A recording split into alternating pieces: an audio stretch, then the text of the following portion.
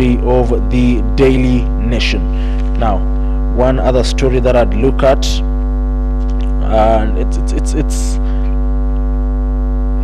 a very confusing story here. It's a story on page 4. All of you, if you've been to Nairobi, you are synonymous with the Machakos Country Bus Station. Machakos Country Bus Station. Now, probably you might be as surprised as I am, because we all thought that the Machakos Country Bus Station is owned by the county government of Nairobi. Well, that is not the case, because the Machakos Country Bus Station is privately owned. And of course, the person on the spotlight is Nairobi's Chief Executive Officer for Finance, Charles Kerich, who is on the spot. And of course, they say for 1 month, Nairobi County as Super Minister, that is Charles Kerich, the Minister for Finance, has been going about his usual businesses with a warrant of arrest hovering over his head. Now, the warrant of arrest issued by the High Court Judge John Shigiti is the end result of a 23-year-old legal battle, with a dramatic revelation that the Machakos Country Bus Station, one of Kenya's most crucial bus termini in the country, is privately owned. You can get more details on that particular story on page 4. And they say, court affirmed the popular bus park is owned by Little Known Park Towers Limited nearly 10 years ago. You can imagine the amount of money that these particular Park Towers Limited has minted in that period of time. Now, that story is of course a story that we'll be keeping tabs on. And I'd beg before we move to the Standard, South Africans united in victory. South Africans and Africans united in victory. Remember, South Africa's Springboks Bouquet defended their World Cup title on Saturday night. Yes, on Saturday night, of course, defeating New Zealand 12-11 in an epic match played in the French capital of Paris. Now, remember, South Africa, or the Springboks rather, are the first rugby team to win the World Cup 4 times, of course, followed by New Zealand, who've won it on 3 different occasions. Now, on that note, we jump straight to the Standard, and the headline is "The Troubled Kingdom." They say King Charles III flies into the country tomorrow and is expected to attend to several functions in his 4-day visit to the country. However, the challenges in Commonwealth and the need for a charm offensive to bring the union together are at the heart of the visit. Now, they say locals are eager to learn what King has in store for them. The question remaining, will the monarch apologize for its colonial atrocities, or the colonial atrocities committed on Kenyans? And they say, will there be, of course, reparations for sins committed in the name of the British monarch? The king jets in tomorrow, and like I said earlier on, this is the first visit of King Charles III after taking over the throne after the death of Queen Elizabeth. The first visit into a Commonwealth country. Now, they say questions over the legacy of British colonial rule to confront King Charles. According to Sue Onslow, the Director, Institute of Commonwealth Studies, the lack of Commonwealth cohesion was obvious in the UN General Assembly vote in March 2022 condemning the Russian invasion of Ukraine, where 9 Commonwealth countries abstained. There's been the question on the unity of the Commonwealth countries. Remember, the Commonwealth body, Commonwealth, boasts of around 54 countries, a body that of course has its main arteries in the United Kingdom. And of course, the Commonwealth, like I said, has been facing a myriad of challenges in recent times. Of course, the visit by the king is of course sort of as well aimed at quelling the discomfort and the disquiet among the Commonwealth countries across the globe. Now, like I said, there's a groups pile pressure on King Charles to apologize for colonial atrocities. They say 90,000 is the number of Kenyans who are executed, tortured, or maimed in Britain's brutal crackdown on the Mau Mau rebellion, the Kenya Human Rights Commission says. But the UK High Commissioner to Kenya, that is Neil Wigan, says we choose the language carefully. We have expressed deep regret and have said it in our parliament in the most public way. Big question remains, what will King Charles III have to say in regards to that particular matter? You can read all that on page 2 and page 3 of the Daily Nation, or the Standard this morning, beg your pardon. Now, one other story is on page 4, and this that is President William RUTO saying that, and I quote, "My many trips benefit the country." Now, the president has been on the spot in recent times over his travels across the globe, and they say RUTO defends his trips out of the country, assures economy stable. Now, RUTO says he travels to seek opportunities for Kenyans and plans on how to move the country forward. In fact, to be specific, he said in 21 days' time, 3 weeks' time, he'll be jetting, off again to the to Saudi Arabia to sign a pact to them, saying that Saudi Arabia are in need of around 350,000 Kenyans or workers, preferably Kenyans. I mean, that particular statement has caused a lot of uproar on social media, especially on X, with Kenyans asking a lot of questions. You can get full details on that story on page 4 of the Standard this morning. As well, remember yesterday the Stanchart Marathon happened, and of course, they say Churchill Kigen Star in Standard Chartered Marathon that was held yesterday here in the capital. Now, before I go a look into the back page, there's a story on page 6 that says children evictees in Mau Forest to miss examinations. The government has been carrying out evictions of families believed to have encroached on the forest boundary, and of course the parents have expressed concerns about the psychological impact of the forceful evictions on their children. You can get that story on page 6.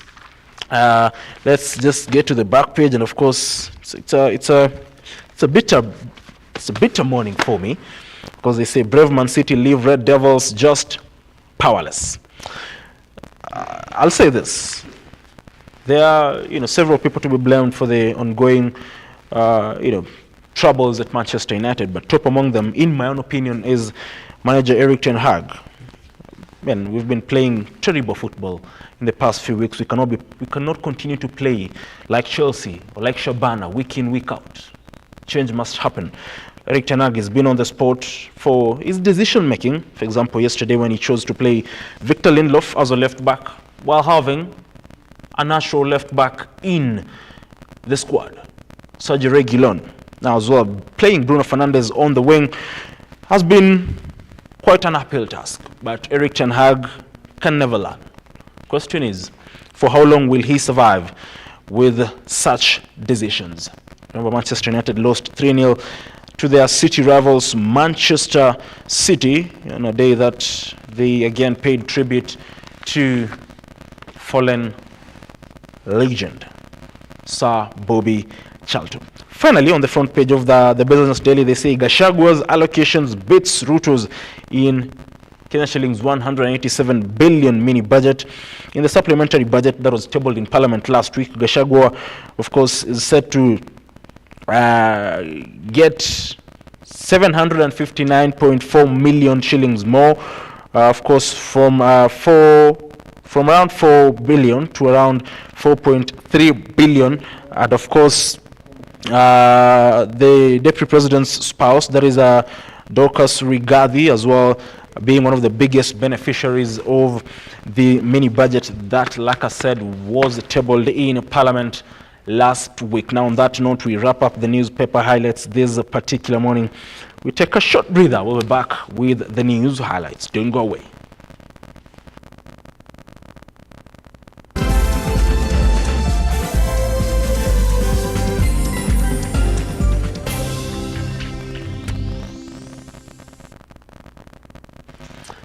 Well, we begin this bulletin with matters education, and the Ministry of Education has, of course, launched investigations after 5 candidates drowned in Uasin Gishu County Ahead of the Kenya Certificate of Primary Education examinations slated for today. Now, the 5 candidates from Arap Moi Primary School in Tarakwa were part of a group of Standard 6 and Standard 8 pupils accompanied by teachers to a hotel for recreational activities on Saturday. In a statement yesterday, Education Cabinet Secretary Ezekiel Machogu termed the incident as horrific and shocking. Parents from Arap Moi Primary School have complained of negligence from the school management just after a deadly accident took the lives of 5 children. Storming to the school angrily, they are complaining of not being allowed to see their children despite the tension that is there. Jana tukasikia maneno imeharibika. Tukakuja mpaka saa 8. Tumelala, hatujui mtoto ako wapi. Mpaka saa hivi wanatufungia gate. Hii ni haki yetu kweli? Serikali watulipi school fees. Hawatulipi chochote. Sai wanatufingia kireket kungo. And what's circumstances? Na MP yako hapa. MP kuna mtu amelipiwa school fees na MP hapa. Kuna tension iko juu sana, wazazi wanatamani sana kuona wanafunzi, yani wanajisumbua sana kwa moyo, kwa sababu hata jana usiku wakati tulipata information jana usiku, watu wako wanalala, watu wako wanafanya nini, na walikuwa wanatamani ifike leo asubuhi angalau waweze kukutana na wale wanafunzi ambao wako shuleni. Mpaka saizi tunataka tujue clearly mambo iko namna gani. The 5 were expected to sit for their final exams as from tomorrow, who drowned in a mud-made dam. According to the police, the pupils had ventured to the amusement park as part of preparations for the national exams. Wakati nilikuwa nimeshasavia wale walimu 6 wenye walikuwa wanatakana kukula, baadaye tunasikia nduru hadi watoto wengine wamezama na boat kwa maji. Tuliacha hiyo chakula tukakimbia. Kuja kupata kweli tukapata watoto wamefungua boat na wameingia nayo kwa maji na wamezama. So tulijaribu kuokoa, tukatoa wote, but baadaye tukarudi tukasikia wengine wameaga. The bodies of the 5 pupils were later identified after a night-long event at Moi Teaching and Referral Hospital mortuary. Distinguished leaders from the national and county government have sent condoling messages to the bereaved, headed by Cabinet Secretary Education Ezekiel Machogu and Cabinet Secretary Interior Security Professor Keitany. It's only a class 6 pupil who survived. Teachers, school heads and parents have been asked to be extra keen with the kind of activities the students are being involved in, especially now the national examinations are ongoing. Walikuwa na burudika kidogo, wakienjoy wakiwait exam, na pia watoto wengine marafiki tunasema pole. Ruga Ival, Lookuptv. Now, still on matters education, the Kenya Union of Post-Primary Education Teachers, that is KUPPET, has threatened to boycott national examination marking exercise, accusing the Kenya National Examination Council, that is NEC, of overseeing poor working conditions for the teachers deployed to mark the exams. Now, this emerges as the preparation for the national examinations, of course, are complete, with exams kicking off this particular morning. The Kenya Union of Post-Primary Education Teachers KUPPET has yet again for the 2nd year threatened to boycott examination marking, citing concerns of a continued mistreatment of examiners, faulting the Kenya National Examinations Council for not prioritizing the plight of teachers contracted to mark the national examinations. The Kenya National Examinations Council has actually been frustrating teachers, the examiners. One is the payment per script. It's still very low. This time, teachers are actually paying to mark the exam. When it comes to invigilations and supervisions, again, the teachers are spending their money for transport, and you know the transport, the cost of transport is very high. They are spending their money, and the amount they are paid is 400 shillings per day. KUPPET National Treasurer Njenga Mwedhi noted that teachers have been receiving peanuts from the council, while calling out the government over delayed payment of allowances, further warning that if the council fails to give clear guidelines on improving working conditions, the union will boycott the examination marking exercise. The Kenya National Examination Council ndio wanasimamia mambo ya mitihani. Tunaomba tafadhali walimu wetu watritiwe kama officers ambao wanaheshimika kwa dhima na mambo yote. Malipo tusiambiwa ati tutalipiwa binguni, because kuna wenye wataenda hell na wengine wataenda ahera, wenye wataenda kuna wenye wataenda mbinguni na kuna wataenda ahera. Sisi tukiambiwa kwamba twende tufanye kazi tutalipiwa mbinguni, na tunaona wale ambao wanatuambia vile wanalipiwa hapa. Tunaona hapo kuna ile inaitwa discrimination na hatutaki. This comes at a time when 2.6 million candidates are set to sit for their KCPE and KPSEA national examinations starting tomorrow, with the Ministry of Education assuring parents that all is set to ensure seamless exercise from tomorrow through to the 2nd of November when the examinations will end. But I would want to assure you that as government we have put in place all that which is needed. John Matava, Lookuptv. Now, President William Ruto has defended his numerous trips out of the country since he assumed office. Now, speaking during a church service in Uasin Gishu yesterday, Ruto said it was through the trips that he has been able to secure several deals in favor of the country. Now, this comes as a section of leaders drawn from the Kenya Kwanza administration continued to defend the president for his trips abroad, saying that they have brought more fortune to the country. How are you? Karibu Eldoret.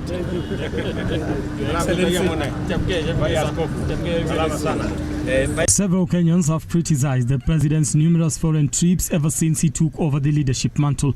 The president and his lieutenants coming out to defend his trips abroad, saying they are beneficial to the country. Kuna watu wengine wananipigia makelele, mbona umeenda safari hii, mbona umeenda safari hii. Hiyo ndio kazi yangu ya rais. Mimi ndio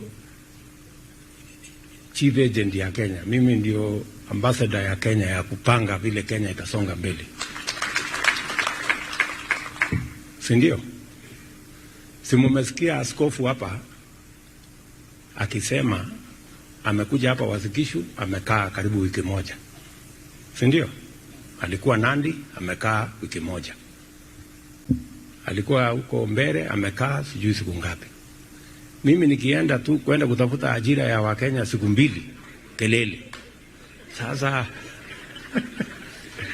tafadhali Bishop utanitetea, umwambie hata wewe unaendanga kupanga kazi yao.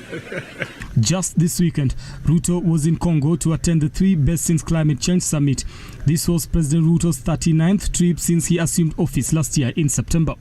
Early this week, the head of state was in Saudi Arabia for the 7th edition of the Future Investment Initiative Summit. On his recent trip to Saudi Arabia, the president said he managed to create job opportunities for 350,000 Kenyans, as Saudis want their services because they are the best. Nilikuwa wiki iliyopita pale Saudi. Tumekubaliana na wao, wanahitaji watu wanataka kufanya kazi huko kwao, watu 1,350. Na wanasema watu wa Kenya ndio wako mbele zaidi kwa bidii. So mjipange. Tuna sign bilateral labor agreement hivi karibuni, nitarudi huko in another 3 weeks. The president has made tens of trips abroad since assuming office in August 2022, something that has attracted criticism from the opposition and a section of Kenyans. However, his team has supported the trips, saying they are of benefit to the country. Nasikia watu wengine wanasema ati rais wetu William Samoei Ruto ati anaenda nchi za nje sana. Jameni watu wangu, wakati Mheshimiwa Ruto amechukua uongozi, amepata serikali haina pesa. Na baba mzuri ni yule anaenda kutafutia familia, si ndio? Si wazee muko? Mzee ukikaa kwa nyumba watu watakula. Mzee ukikaa kwa nyumba watu watakula. So lazima rais aende atafute kule nje, ajaribu kunegotiate madeni, na ndiye anaenda hiyo safari nyingi ambayo ameenda. Na ndio unakuta saa hii kama vile Mheshimiwa Pareyo amesema Agnes, hiyo delegation ilikuwa imeenda kule State House. Wamekuja na stima. Of course, that particular story will also form basis of a conversation this particular morning. Matters state of the nations, state of the nation. Beg your pardon on that. Those trips benefiting the country economically, and of course, what are some of the deals that are being signed by the president in terms of creating more employment for Kenyans abroad, as well as ensuring that we increase the rate of exportation to countries abroad. Now, that particular story wraps up our news highlights this particular morning. Remember, I'll be joined by Mr. Eric Ragalo here in studio. A bit later on, Mr. Brian Kiplimo, or Mr. Brian Rono, if you call him that, via Skype, just to get to understand all that, and as well understand matters education under the new system, what it means. Is it an improvement from the last system or not? Now all that after this short break. Don't go away.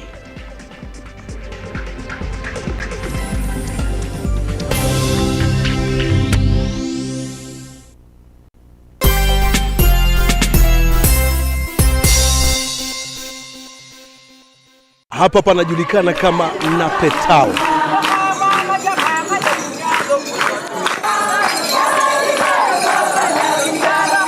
Hapa tumekuja na zaidi ya chakula 500 ili kuhakikisha wakazi hapa angalau wanapokea kitu cha kutia mdomoni. Unavyoangalia hali ya anga sehemu hii, jamani, kuna ukame.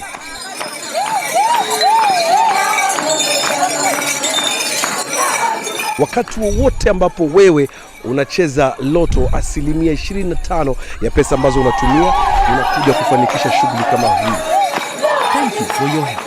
Together, we are changing lives.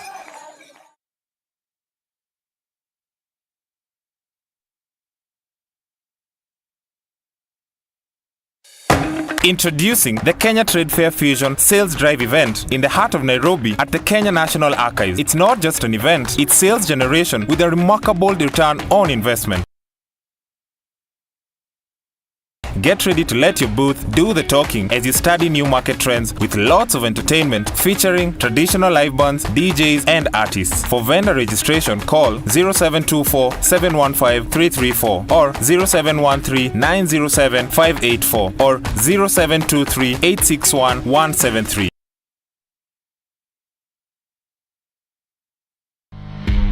On the 2nd and 3rd of November 2023, join thousands of leaders from across the country and beyond level. This premier leadership event, the Global Leadership Summit, will be hosted at Sitam Karen. World-class speakers at the summit this year include Pastor Craig Groeschel, the GLS champion, Condoleezza Rice, former Secretary of State of the United States of America, Pat Gelsinger, the CEO of Intel Corporation, Chris Methabula, South Africa, among others.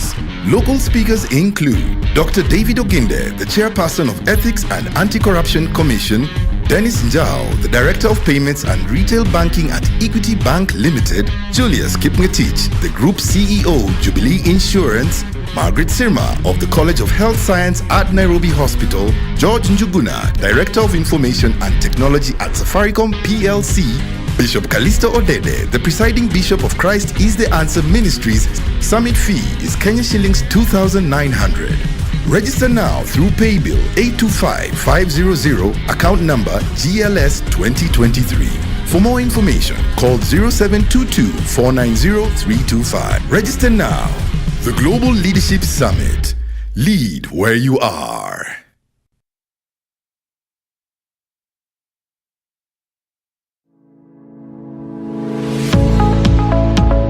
Nestled in the quiet and serene neighborhood of Makutano, just 2.8 kilometers from the Tarmac Road lies Alpha Meadows.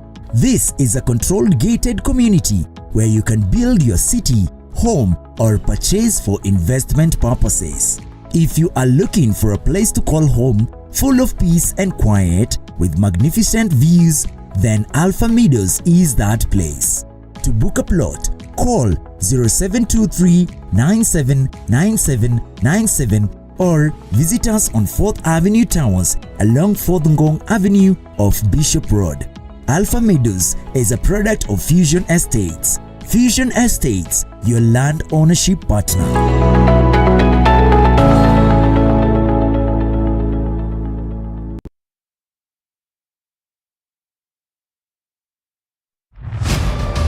As the night falls, we come to life to bring you a comprehensive broadcast from the numerous events happening across our 47 counties. When it breaks, it matters, and each story is important.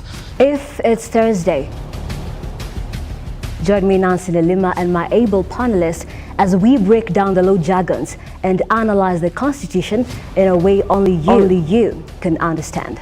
The news cycle never stops, neither does time. We cover each and every sector and present you factual and accurate occurrences. This is where facts win the day. Join me, Nancy Lima. Ian Keitany, Tuesday, every Wednesday, Thursday, as from 9 p.m. on the Insight, only on Lookuptv.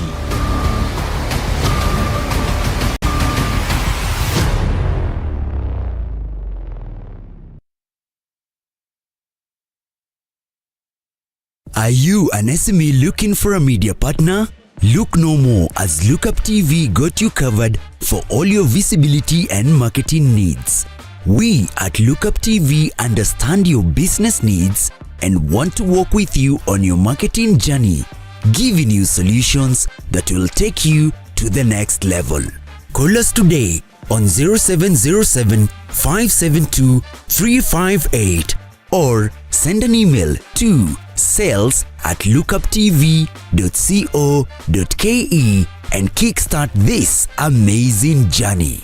Welcome to Lookuptv, your official SME media partner.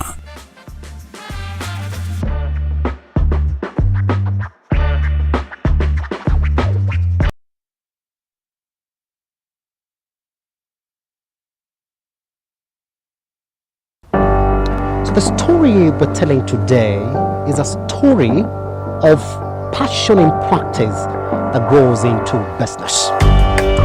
We have partnered with the Youth Fund, talk to as many youth as possible and work with them all to their hand. It is an expose of captains who have decided to take on challenges in different sectors and industries within the country. My mentors had also not started as CEOs. They grew up and they showed me how they grew in the organizations. So that's what motivated me to actually do international business. And it was a good experience.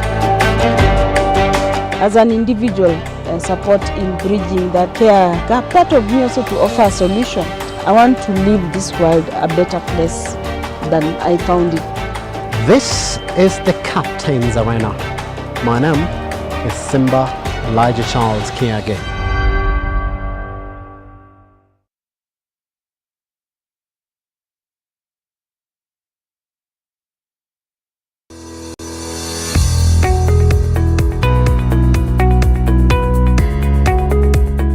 Looking for an office space? 4th Avenue Towers is a professionally designed 25-story executive office that is conveniently located at the heart of the Medical and Legal Services Square within community area. The office is easily accessible from both Valley Road and Ngong Road. Professionals and business people now have the opportunity to own a premium piece of office space, the optimum choice for the modern professional.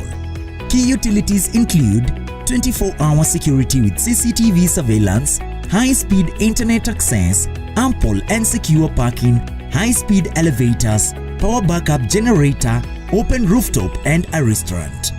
4th Avenue, an amazing product of Fusion Capital. Fusion Capital, rooted in the African growth story.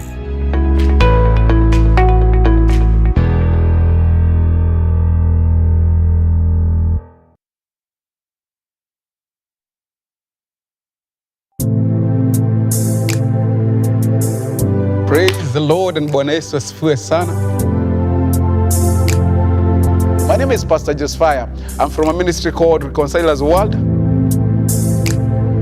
God gives strength to the weary. I am, Jesus is speaking. He says, I am the door. Then he says, anyone who enters in through me will be saved. The Lord is my shepherd or shepherd. Then he says, I will always have everything I need. God desires to guide you. He's telling you that this day, don't just trust the Lord, but he's telling you, trust the Lord widely.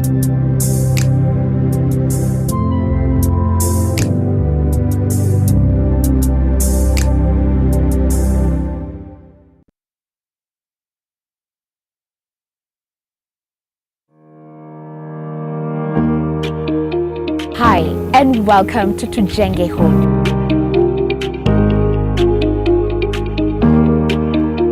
Your #1 show when it comes to all things architecture, real estate, property development, interior design.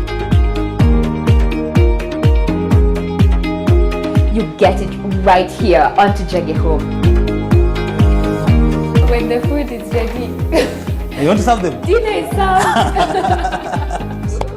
Yeah. Let's go. Let's go.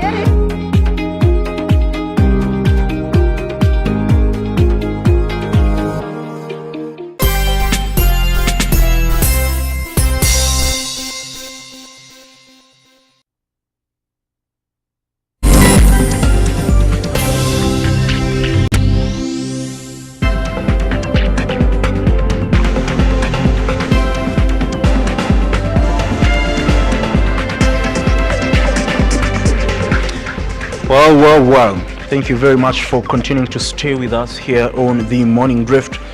Remember, like I alluded to earlier on, you can watch this particular show, follow us live on this particular conversation across our social media platforms at Lookuptv on Facebook, X, Instagram, as well as watch the entire show live on X, or rather on YouTube and Facebook at Lookuptv.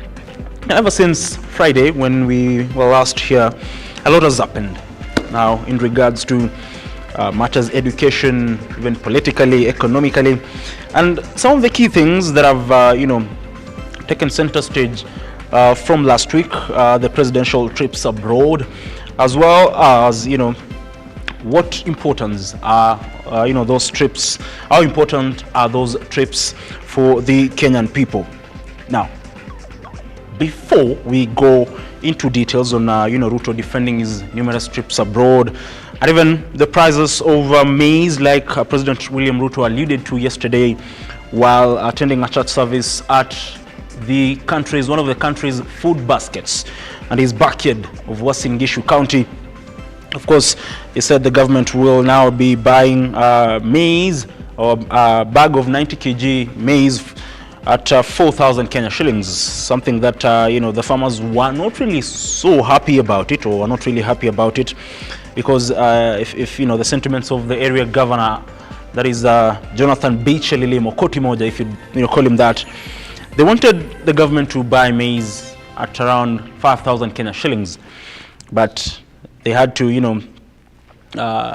take what the president had to offer, but still insisting that the government should order the cereals board to, of course, buy their maize at that particular price, the 4,000 shillings that he alluded to.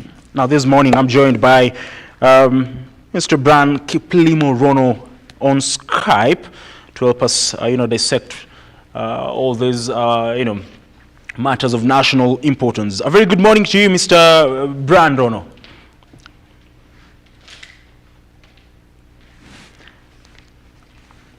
Good morning. How are you, Ian? I believe you're doing okay. I believe you're doing fine. You had a wonderful weekend?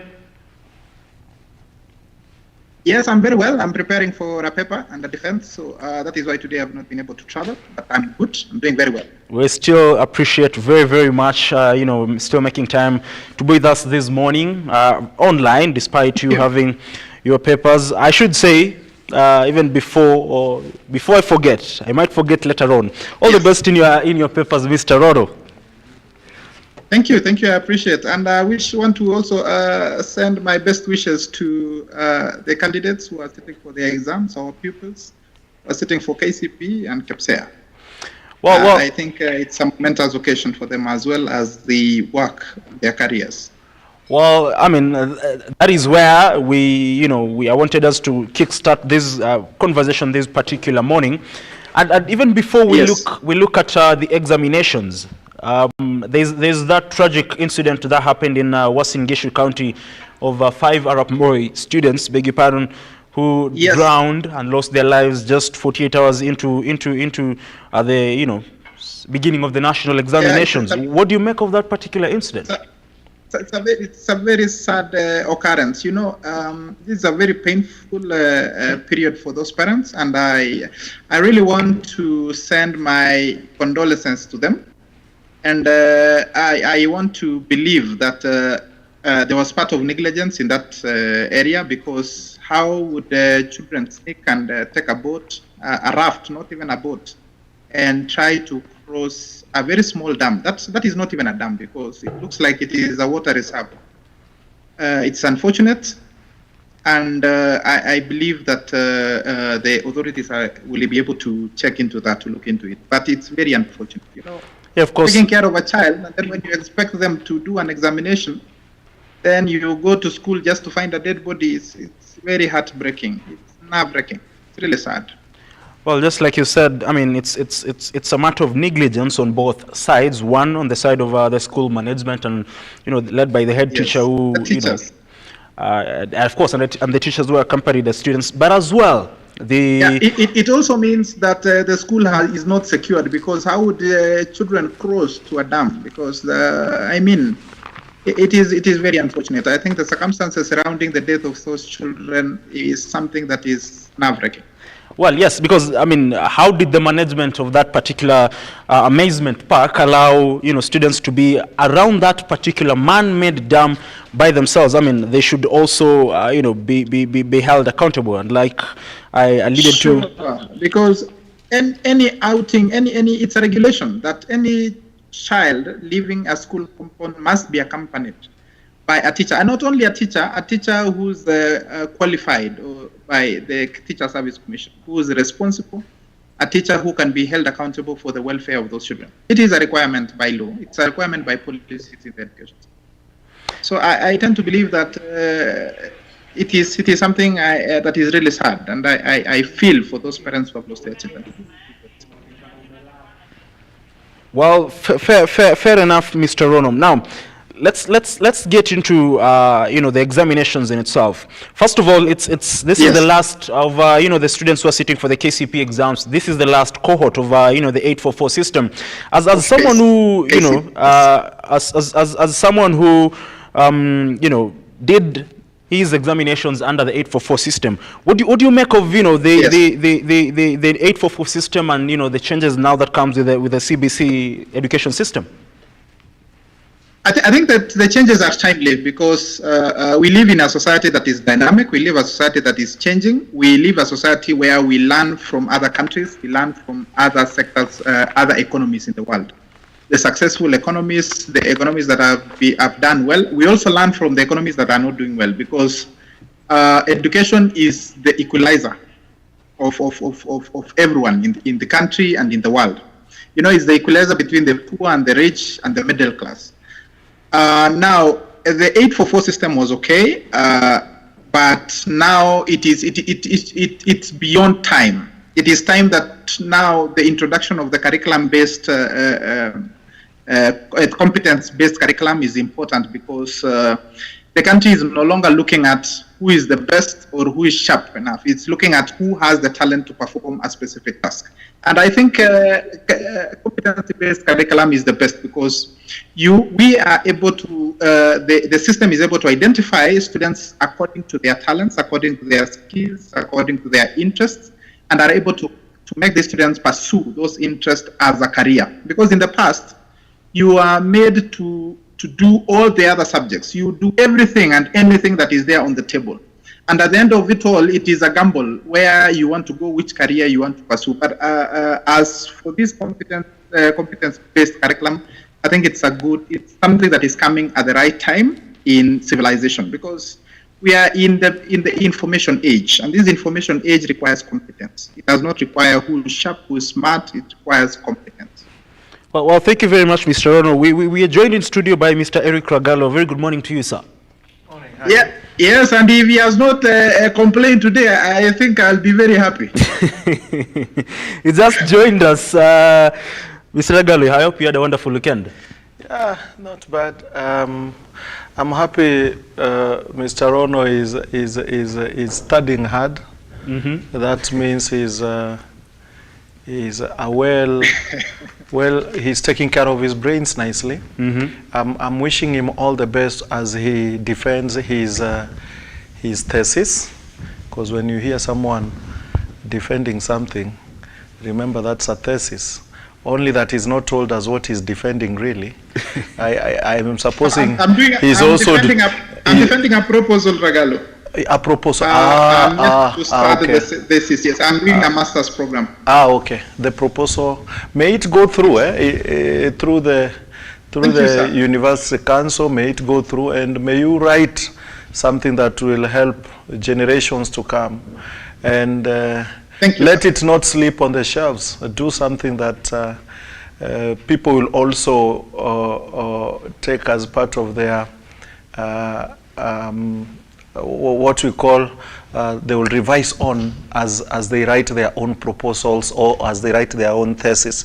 All the best. I'm also studying as you, and let's make Kenya better. And that is why I'm happy when he talks about KPSEA, and KCPE, KCSE, and any other examination that is ongoing, from the diploma, certificate. People are still bridging.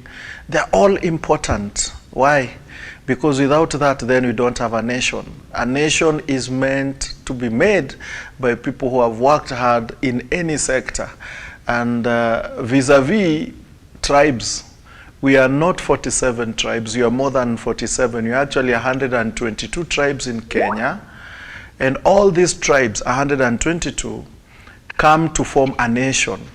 And everyone is happy of the other tribe. And I will give you an example. You now, if you go to Kisumu and take fish, do you feel something different? I would feel different when and I've told him one day to bring me honey and mursik.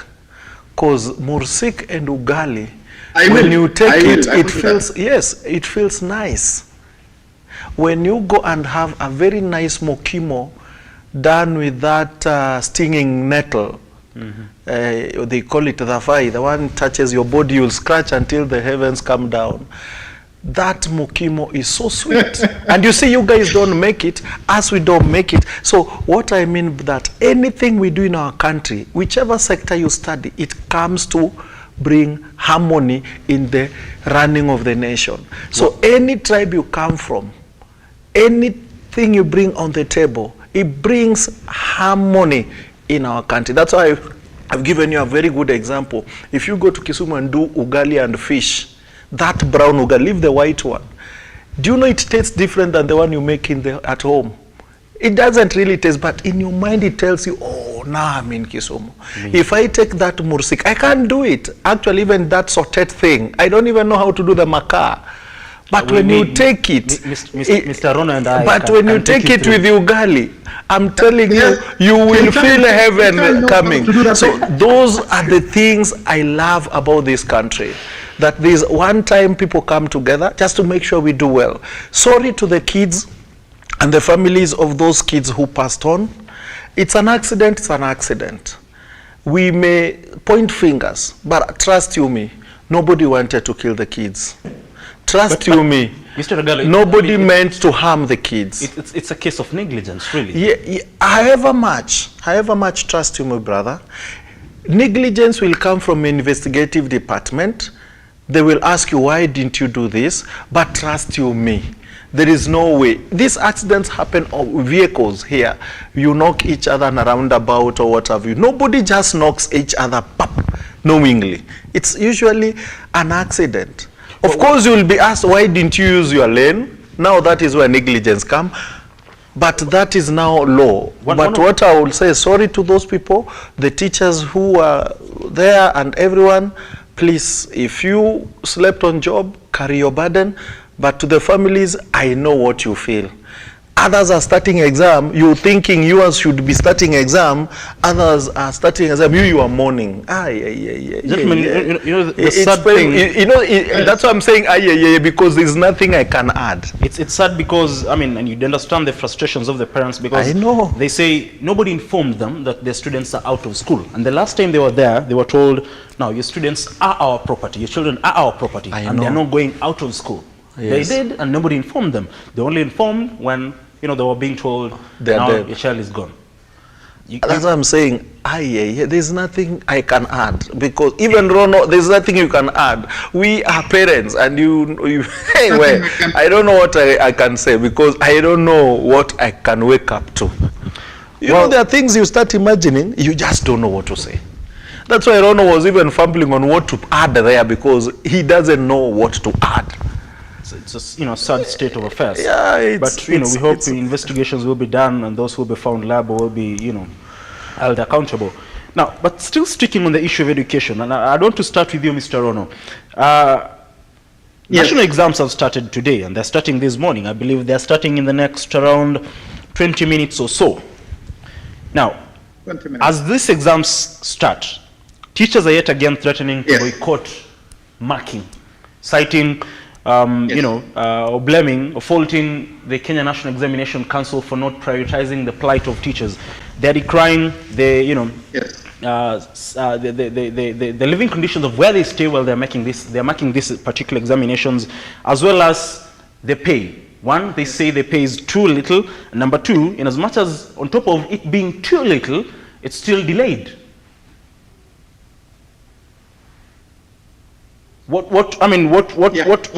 Yes?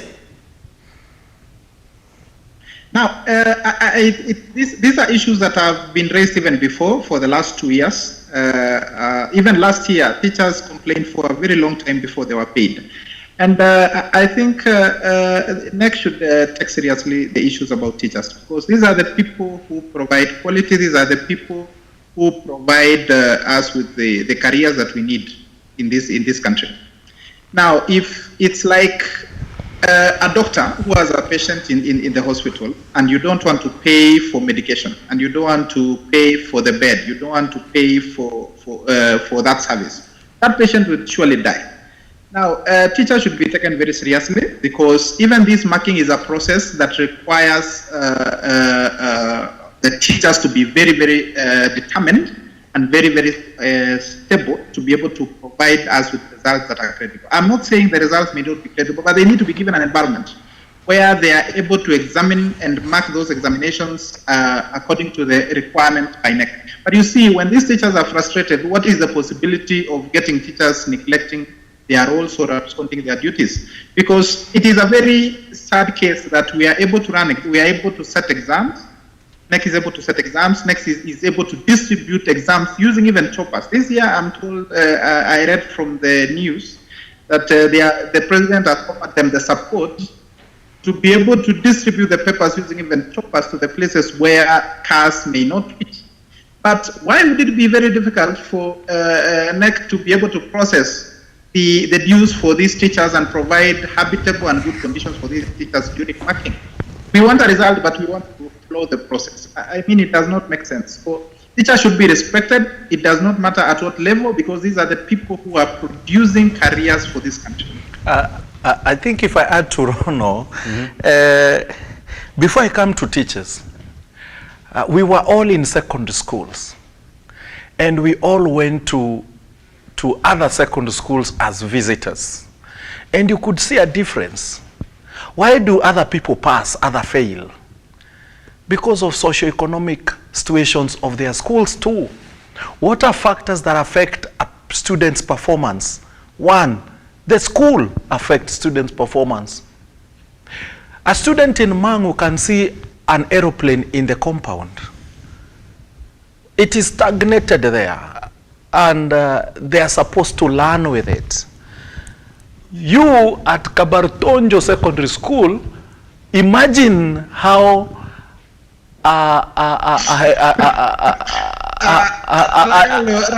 will you respect? No, I was not.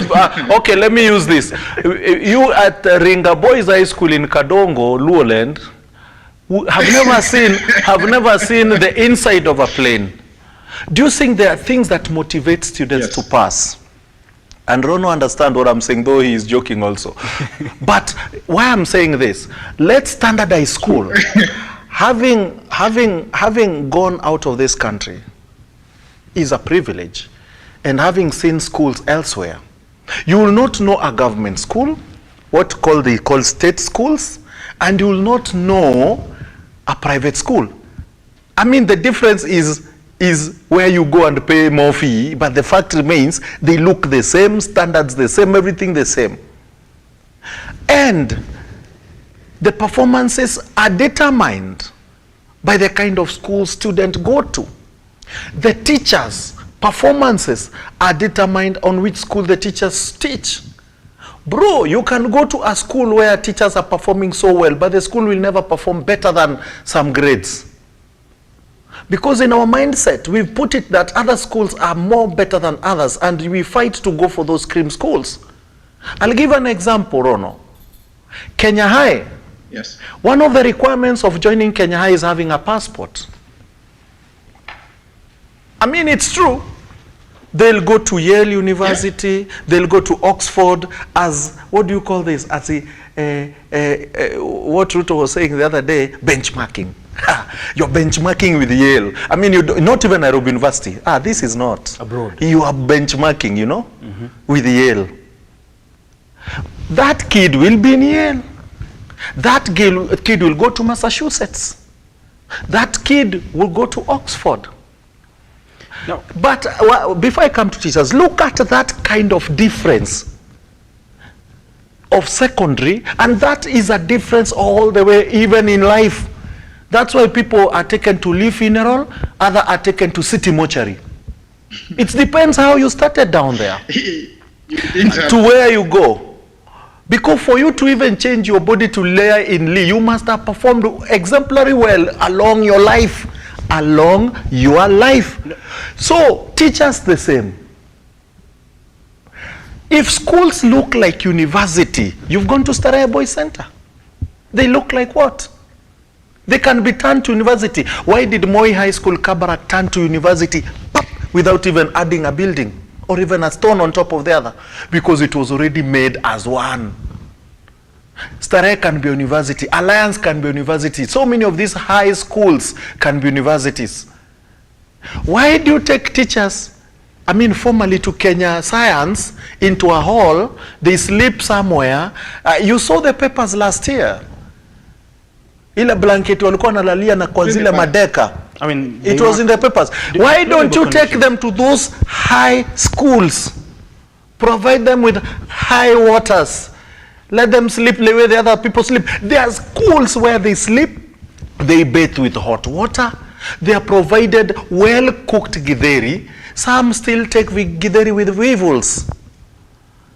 My friend, you are you because of the school you went to. Who's to blame? Is it only NEC? No, it's not NEC. It's not NEC. It is the system that the white people left for us. Some of these schools we call the schools were white man school. Who are going to Lenana school? It's just here, Ngong Road here. Who are going to Lenana school? It was a white man school. They even had a train running inside the school to drop students. Do you know that? Lenana has a train running in school, which was used to drop. It was called the Duke of what? Check the name. Go to Nairobi school. It was a white man school. Go to St. Mary's. I'm happy some people went there, Kina Uhuru Kenyatta, but because they could go there. I mean, so these schools we call, look at Kenya High. Which people are going to Kenya High back then? The white men's kids. So those were schools meant for the elite. Then when they turned to the government maintained them as such. But these other CDF schools will struggle forever. It's the government to upgrade such schools to match standard of some schools. There are some schools where you'll never get technical drawing. You'll never get drawing and design. You'll never get art and design. I was in the school that was providing such. I was in a school that provided music. Not just music, real music. You understand? I was privileged to have gone to such school. But not that I was privileged to come from a good family. It's only that because I passed to went to such a school. You understand? Yes. But now there are people who will not get the privilege, and that's why I'm saying KEPSA is doing well. But can we work hard more to ensure some schools are well taken care of? Because we need to have architectural from down, and that kid needs to go to a drawing and design school, so that he starts his architecture at secondary school. We need art and design, so that artists start arts there. Now, Mangu have aeronautical or whatever they study, even this piloting thing there. So a kid comes knowing that I'm becoming a flyer from down there. But this system of having others in Dondori Secondary School, and that is how you take the teachers. And I'll give you this example. Why are teachers in some school looking like more educated than teachers from other school? You think they teach superbly than other schools. That is how also healthcare is. You think a doctor from Kenyatta is more learned than a doctor from, I'll use again, Baringo level 5 or level 4. You think he's so learned? No, they went to the same school. But your mentality, because that is in KNH, you think that guy is so learned. Why can't we have those hospitals as KNH so that we stop putting our mentality like KNH people are better than, like a nurse in Nairobi also looks more bright than a nurse in Ruiru. Do you know that? Fair enough, Mr. Agalo. Amarono vipi? Let me just respond. Agalo is very right. Mr. Rono. However, Mr. Rono. I feel like there's an apartheid kind of generation in terms of schools. Yes. As you add on that, I wanted to ask, now that Mr. Agalo is talking about having the right facilities across, having the right facilities across all the schools in the country. Now, earlier on I was talking to you in regards to the transitioning from the 844 system to the new CBC system. The issue of facilities continues to be one of the contentious issues in ensuring the success or in achieving the success of this particular system, because schools here in Nairobi, in regards to the CBC system, most of the students here in the capital and even those in private institutions, beg your pardon, have access to proper learning materials, because this new system aids in ensuring that the ability, touching on the ability that each child can have. But those schools in rural areas do lack these facilities. How do we bridge that gap? It's the same question, apartheid.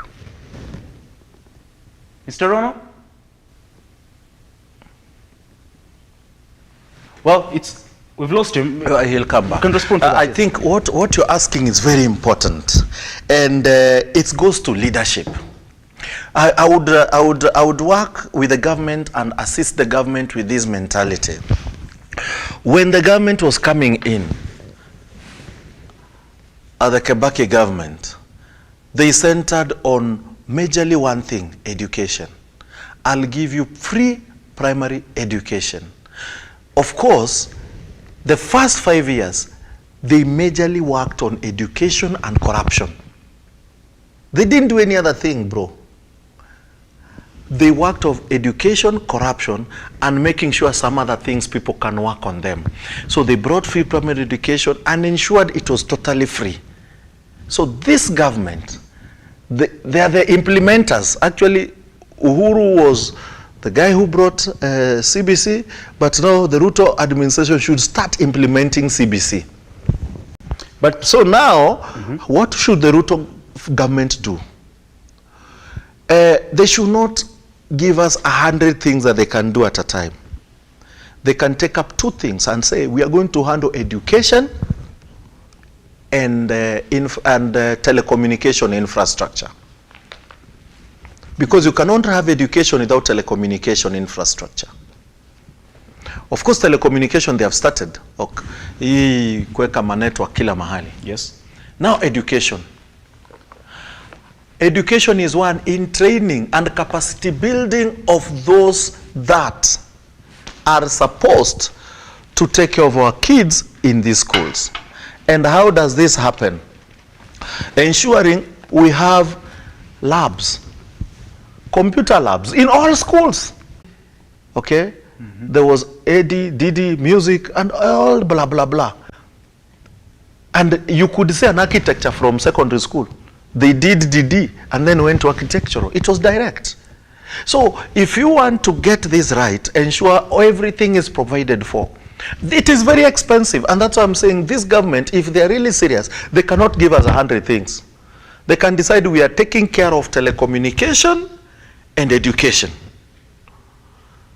Then our second term, if God willing, they will be provided for. We'll take care of continuation of telecommunication and nini, because we already put a platform.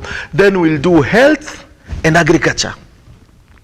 Then when I leave, someone else will come and continue from where I've left. Because a government is not competition. You don't come and say, ule alikuwa nafanya. You come and continue kenye ule alikuwa anafanya. Wezi kosa kucontinue, lazima continue. So my wish is, and this is Eric's wish, that the implementers of CBC must give us a level playing ground between us with other schools. CBC will work well in Alliance High School because they have all these things. They have been having those computer labs. A Pentium 2, if you remember Pentium 1, Pentium 2, I saw them. They had computers when my school didn't have comps. I saw a Pentium 2, they had computer labs. I'm privileged to have gone to those schools then. But now, some schools don't even have them now. So what happens?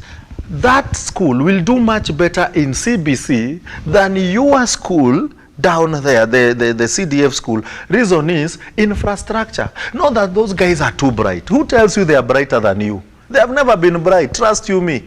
If you know they are not bright, meet in university, where the level playground becomes now the same. You wonder, wale wanakulaga soup ni akina nani? If you want to know, there is no bright people here. So if you're given level playground, mukuje juu, mutatoshana. But the level playground is not there. Why would Mangu have an aeroplane? You want to tell me that kid in CDF secondary school somewhere cannot study the same? Even better. But there is no level playground. You get? Yes. Now, apart from the facilities, there's been one concern: the issue of funding.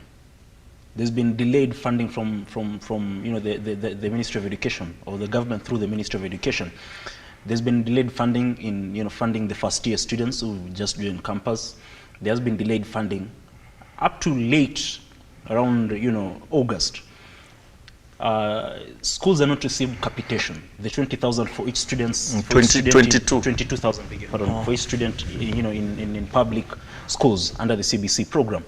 Now, if the government cannot disburse these funds on time, I mean, again, there will be a very huge disparity between the private and the public schools. That's why I said that they should take 5 years. They decided 1 or 2 things they should take care of before giving us 100 things they should do.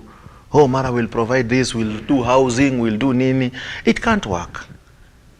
Believe you me, even you right now, when you're doing management on your salary, bro, you cannot do 10 things.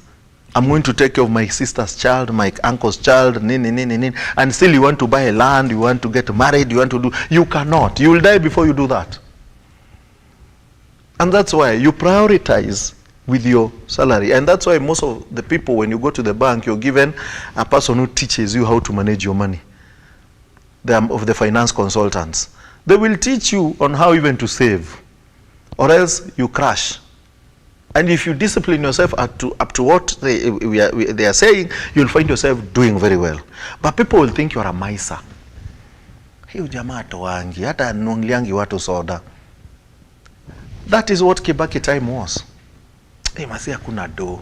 Ubakwate kika mahali hata toangi kitu. Moya alikuwa napitanga tunakula ng'ombe. Alikuwa napita secondary, anaachilia ng'ombe, mikate, masoda. Kupita tu hivi tulikuwaga. Na ni ukweli, because I was in that time, alikuwa napita hivi, my friend, ng'ombe inabaki kama inalia. But you see, Kibaki time, there was frugal usage of resources. And there was much development. Because they didn't take 100 things at a time. The first time of Kibaki was this and this. The second term, tulijengewa mabarabara boss. Tulijengewa mabarabara. Then akatoka. So, why I'm saying this, if we can prudently decide that we are going to take care of education the first 5 years and become serious on education, provide money to the governors where they take care of education, because education is not devolved, and then we take care of education as national government, then we take care of telecommunication, we'll do well. But we cannot do 100 things. Then the second time we decide we are doing this and this, because as a president, you look at the most important stuffs. The most important stuff is 3: health, education and agriculture. Actually, you see, so much money go to internal security and defense. Do you know there will be good security when people are full? Insecurity comes because of lack. Lack causes all these other things, kleptomaniacism and all this. But if everyone is able to be provided for, then there will be no insecurity. If agriculture is well taken care of, then everybody will be working. Because everyone in Kenya is supposed to be employed by agriculture, directly or indirectly. Okay? And if telecommunication is okay, then bro, we should be working on air and many other things on air and any other thing on computer. So education will become easy to manage. Exams should be coming online, not people sitting like now. Going to a classroom to do exam is important because you need to bring them together, but that exam should be sent on your computer seated. Sure. Then you start doing it.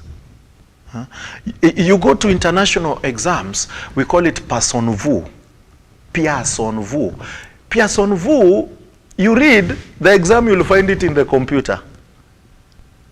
Oh, you're going to South Africa to do exam. You don't have a person vu in Kenya, but there's a person vu in South Africa. The other one is in India. I think the other one is in Egypt, something like that. So you get a person vu, then this person vu, you do your exams. So if that exam is in that computer from America, you don't need to go to America. Then why do you have to go to class to do an exam? Of course you need to, but then that exam should not be in the containers, picked with the pickups, piki, lorries. Unasali kwenda, if telecommunication was okay, you just go, a tablet like the one you're working with here, you open a tablet, you find an exam and do your paper and leave. And then within 3 days, the computer has already marked your exam. You don't have these problems of markings. I think universities have tried to employ that particular technique where you can do your exams online and even have the results. If you know it's a 30-mark exam or so, you can have the results within an hour. Within an hour. It. Yeah. So it's I mean, it's something that can be implemented if the government can, you know. And you know that is cheaper than even having teachers leave Migori to go to a marking center in Mombasa. Printing those. And then keeping them there, providing them with food, security. Are you getting how we lose money? It is important that they should be paid well because they are parents and all that, and there is this movement, allowance and coming back allowance and all those blah blah blah. But the thing is, do we really still have to be there? Can't we have centers for marking in each county? To avoid the movement. Yeah, because 47 counties, I mean, they are teachers all over. Exams for central region, okay? I mean, let me say for Kiambu County, go to Nairobi County. Nairobi County, go to Bungoma County. So the papers can rotate. Then after they are marked, they come back. Can't we do that other than moving people all over? Because you'll find marking centers are 3, and now you take all teachers from Kenya, from different areas to one center. I mean, even sanitation alone, are you putting enough? You know, we've not realized these teachers are so many in that center at one go. There are so many. So facilities first, macho, mabafu. Do you look at all that? If my question is really true, because I've never been a marker, and I'm imagining how many students we have doing exam right now, and how many teachers you need to mark those exams right now, so that we finish marking within short time and the exams are out within short time. I mean, across all levels, we have at least 3.5 million students sitting for the national exams this year. So how many teachers do you need to mark? Now do that simple arithmetic. You actually need around 500,000. I'm at 200,000. Yeah, 200 is little. Let me 500,000. So where are you going to put up with this 500,000? So how much money does the government need? 1, to pay teachers, 2, to offer them accommodation, transport and everything. It's billions, boss. Then why can't we do online? you know, when you start doing such arithmetic, now you see the magnanimity of the issue. Then you they are complaining they are not kept in very clean areas. How do you expect to be put in a clean area when you are 1,000 of you? I'm not saying teachers are dirty. Sorry. Someone may think that I'm talking wrong, but I'm just imagining 1,000 teachers in Starehe, the same population of students in Starehe. I mean, those are just concerns that the Ministry of Education should or can address. And if at all they can, then it would be a win for the education sector in terms of ensuring that maybe we can transition from physical exams. You see the computer thing that failed during Uhuru RUTO administration. It was very important. Today we'll be doing an exam na hizo ma laptops. We were there. We just ate this. You know, Kenyans, we just love corrupting and stealing. A very bad tabia in our bloodstream. It's like DNA in our bloodstream that you cannot run away of it. Today we'll be doing exams through the gadgets. We'll be having telecommunication all over to ensure we have network everywhere, plus those remote areas. Today, the kid will be techno-savvy doing exam. That's what happens in Korea. Korea and Japan, the countries that are highly techno-savvy. No paperwork. Today, we'll be doing everything online. But because we stole the money, we can't go that road. And the computer thing, the Uhuru RUTO administration first time was very important. You see, they were already coming into education full throttle. But kidogo mahali walienda wakaharibu. Waliharibu tu. The project was never implemented. Now, moving away from education, let's get a bit political. Now, last week we were talking about President William Ruto's trips abroad. Now, Kenyans have been talking about it, you know, some voicing their concerns, led by the opposition coalition. Now, the president yesterday was in Uasin Gishu County, and in fact, he jetted in quietly from Congo, having left quietly as well to Congo. Just a day after arriving or jetting back into the country from Saudi Arabia. He said, he criticized those who are, you know, calling him out for his numerous trips abroad. He said he's Kenya's chief ambassador. He's there to negotiate on behalf of Kenya. He's you know, Kenya's chief agent out there. Now, one of the things, and this has been synonymous with the president. Any other time he's on the spot in regards to his trips abroad, you'll hear the president, and this is something he also touched on last week. You'll hear the president saying, like for example, yesterday said, they'll be going back to Saudi Arabia in 3 weeks' time to sign a pact with the government of Saudi Arabia. He said Saudi Arabia is in need of 350,000 workers, preferably Kenyans. He said the same when the president of Germany is in the country. Said the same when he visited the United States. So what do you make of it? Well, it's funny. In 1 year, he has left the country 38 times. Of course, 39. Make it 39, yes. Do that divided by 12. In fact, it's 40. Yeah, it's 40 now. 38 when we were talking about it on Monday. He went to Saudi Arabia and he went to Congo. Yes. So make it 40. 40 divided by 12. If you've put 3, 36. 36, 4 remaining. So in 36 in 1 year, 1 year, 1 month, because we are now in October. So actually 40 goes there. So now in 1 year, 1 month, 40 times. That tells you in 1 month the president is in the country 1 week. Because he has 3 trips every month.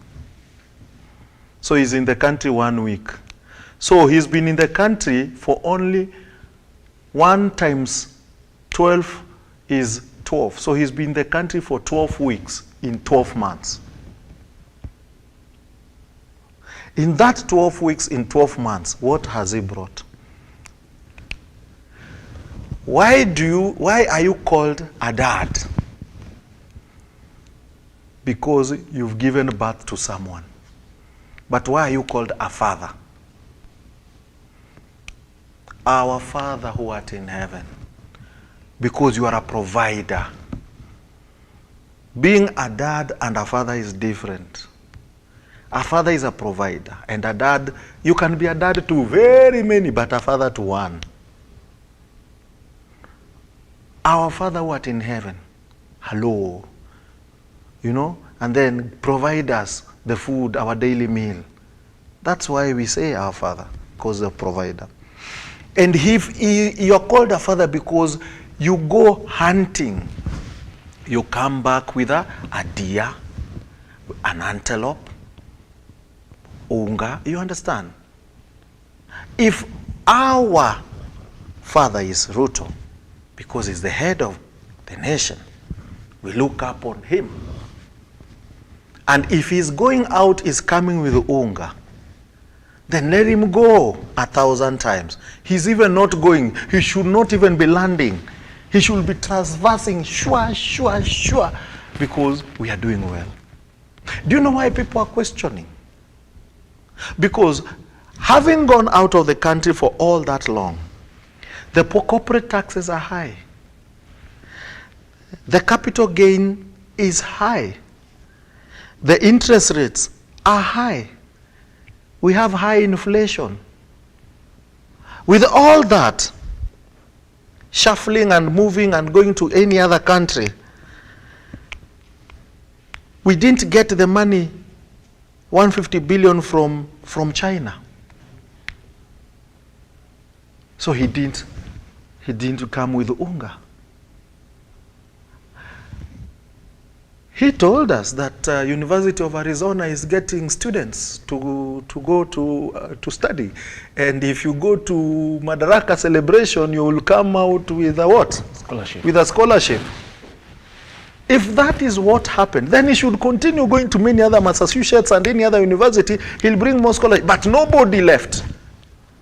Nobody can tell me went to that university and they're doing the exam. You know what I'm trying to say is, Magufuli left the country 9 times in 6 years. In those 9 times, Magufuli never went to Europe. He came to Kenya, to Uganda, to Rwanda, to Tanzania. You see the countries he went to? Around us here, like this. But when Magufuli left, how did he leave Tanzania? They had done a train railway with a less cheaper price than ours. Which is more efficient than ours as well. Which more efficient than ours as well. He had done parkings for matatus, better matatus than what we have today. The Chinese government went to Magufuli to ask for loans, and he told them, this one I cannot take because of this and this. As we have to go there. Hold on to that thought, because we just want to take a short breath and then we'll continue this particular conversation. Of course, this conversation surrounding the state of the nation and the trips that President William Ruto continues to defend, having made at least 40 trips in his first 13 months in office, him being on the spot, and of course continues to say Kenya's chief agent is going to discuss and sign various bilateral deals with various countries, deals that he says or are of benefit to the country. Don't go away, because we'll be coming back to talk about that, and even the ongoing row between Kenya Kwanza.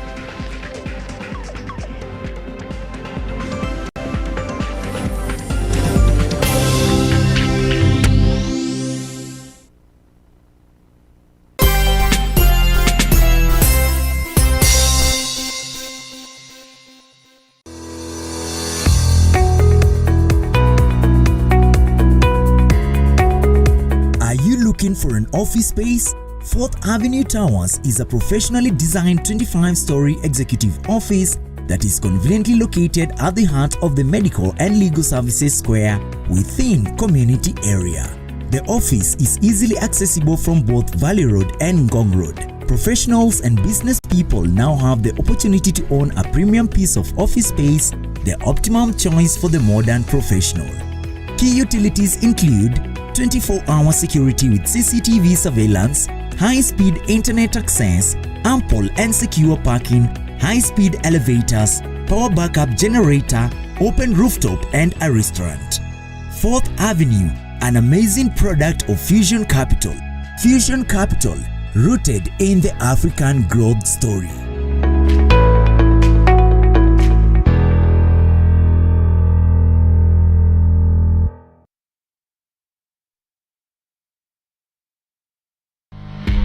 On the 2nd and 3rd of November 2023, join thousands of leaders from across the country and beyond level. This premier leadership event, the Global Leadership Summit, will be hosted at Sitam Karen. World-class speakers at the summit this year include Pastor Craig Groeschel, the GLS champion, Condoleezza Rice, former Secretary of State of the United States of America, Pat Gelsinger, the CEO of Intel Corporation, Chris Methabula, South Africa, among others.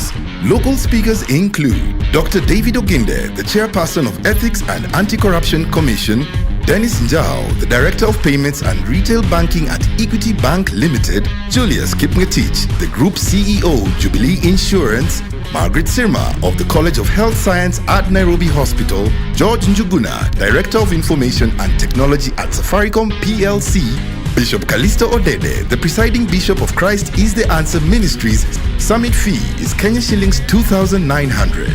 Register now through paybill 825500, account number GLS 2023. For more information, call 0722 490 325. Register now. The Global Leadership Summit. Lead where you are.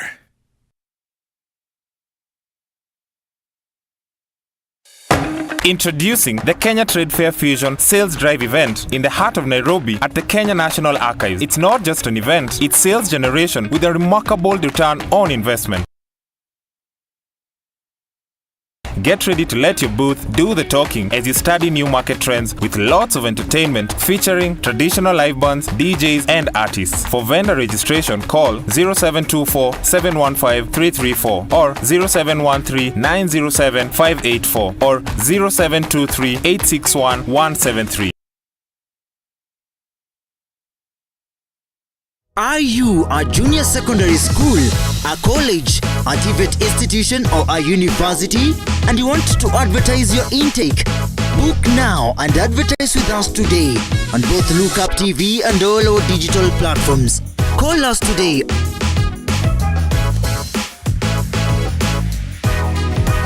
Or email us on sales@lookuptv.co.ke.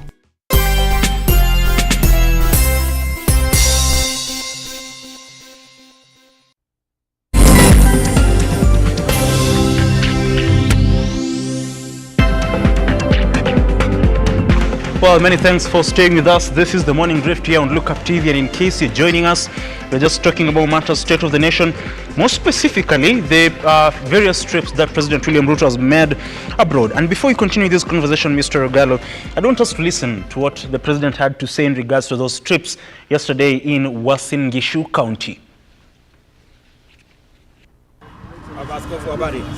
How are you? Karibu Eldoret.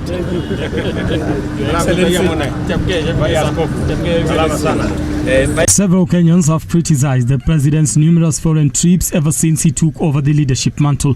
The president and his lieutenants coming out to defend his trips abroad, saying they are beneficial to the country. Kuna watu wengine wananipigia makelele, mbona umeenda safari hii, mbona umeenda safari hii. Hiyo ndio kazi yangu ya rais. Mimi ndio chief agent ya Kenya. Mimi ndio ambassador ya Kenya ya kupanga vile Kenya itasonga mbele. Si ndio? Si mumesikia askofu hapa akisema amekuja hapa Uasin Gishu, amekaa karibu wiki moja. Si ndio? Alikuwa Nandi, amekaa wiki moja. Alikuwa huko Mbere, amekaa sijui siku ngapi. Mimi nikienda tu kwenda kutafuta ajira ya Wakenya siku 2, kelele. Sasa tafadhali Bishop utanitetea, umwambie hata wewe unaendanga kupanga kazi yao. Just this weekend, Ruto was in Congo to attend the 3 Best Since Climate Change Summit. This was President Ruto's 39th trip since he assumed office last year in September. Early this week, the head of state was in Saudi Arabia for the 7th edition of the Future Investment Initiative Summit. On his recent trip to Saudi Arabia, the president said he managed to create job opportunities for 350,000 Kenyans as Saudis want their services because they are the best. Nilikuwa wiki iliyopita pale Saudi. Tumekubaliana na wao, wanahitaji watu wanataka kufanya kazi huko kwao watu 350,000 na wanasema watu wa Kenya ndio wako mbele zaidi kwa bidii, so mjipange. Tuna sign bilateral labor agreement hivi karibuni, nitarudi huko in another 3 weeks. The president has made tens of trips abroad since assuming office in August 2022, something that has attracted criticism from the opposition and a section of Kenyans. However, his team has supported the trips, saying they are of benefit to the country. Nasikia watu wengine wanasema ati rais wetu William Samoei Ruto ati anaenda nchi za nje sana. Jameni watu wangu, wakati Mheshimiwa Ruto amechukua uongozi, amepata serikali haina pesa. Na baba mzuri ni yule anaenda kutafutia familia, si ndio? Si wazee muko? Mzee ukikaa kwa nyumba watu watakula. Mzee ukikaa kwa nyumba watu watakula. So lazima rais aende atafute kule nje, ajaribu kunegotiate madeni, na ndiye anaenda hiyo safari nyingi ambayo ameenda. Na ndio unakuta saa hii kama vile Mheshimiwa Pareyo amesema, Agnes, hiyo delegation ilikuwa imeenda kule State House. Wamekuja na stima. Well, there you go. You've heard President William Ruto. And just for the record, he has said Saudi Arabia needs 350,000 workers from Kenya. He said preferably Kenyans because the Kenyans are hardworking. Now, on 5th of May 2023, the president said he had signed an agreement or deal with the German Chancellor that will open doors for 250,000 Kenyans, open job opportunities for 250,000 Kenyans in Germany.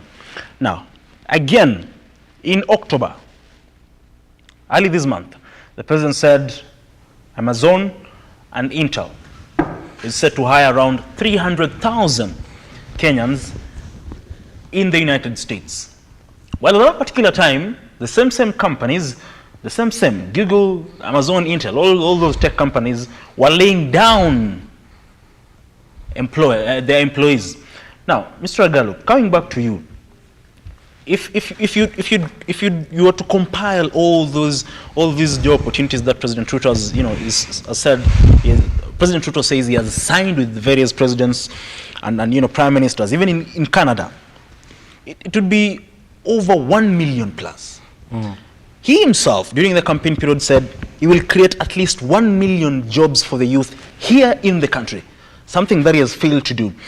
Now, is he being genuine? Brother, when you look at our economic situation, many companies have folded and left the country. Apparently, Tanzania is doing much better. Investors are running to Tanzania, then they should be coming to Kenya. Our president should be a person to market Kenya. And one way of marketing the country is using the government departments, the ministries, to market the country. You have the ambassadors, who their main job is to ensure we have trade agreements and opportunities are open. Our president, sorry to say, he's doing the job of the ambassadors. Ambassadors are not doing anything. He's the one going and doing everything that they're supposed to be doing. How is the president one of the marketers? When we stop what we call communication gaffe, or gaffo, one day the president said that he is not pro-West, nor is he pro-East, he's pro-Kenya. And he went to the West, did a lot of deals, and apparently Chinese felt they have been punctured. Then it was our time to go to China to look for money. Chinese became too busy for us. They were better off working with Ethiopia. True. We didn't get 150 billion we wanted. That would have assisted to run the economy and to run what we wanted to do. So where will we get the money? Because we have a deficit now. we are going to be taxed, and taxed more. When Uhuru left Kenya and went to China for an addition of loan to finish the railway to Naivasha, the Chinese refused. Before Uhuru left, the same people made noise the way Uhuru is going to bring more money from China, ile ingine imekuliwa, nini nini. Well, Uhuru akupewa, alinyimwa. Use the right word. When he came back to Kenya, it was a laughing stock. Everyone, people are laughing. Then what happened? Later they went. Later they were given. Actually, they even said it's because Uhuru went with Raila, that's why they were not given. So now they are not given. What are they saying? Was Raila part of the entourage to China? Out of this, why is our country not making it? Because international friends, they are here. They have their ambassadors here. They have their commissions here. And they know and they can see how the country is running. They advise their countries, do business, don't do business, be careful. And many of them are in the be careful. If our president moving out of the country is very important, then why is the dollar suffering? I mean, why is the Kenya shilling suffering against the dollar? Why is the international community not happy to do business with Kenya? What are the factors that affect the shilling? One, international relations. How is our international relation with others?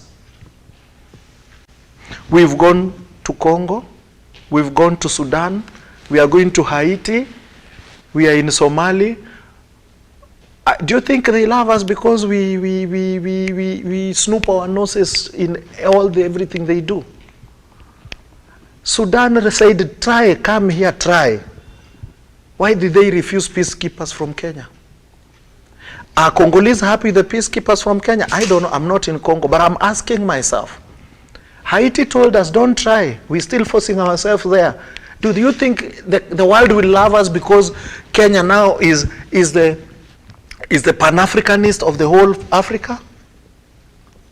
Do they want to work with us because of such?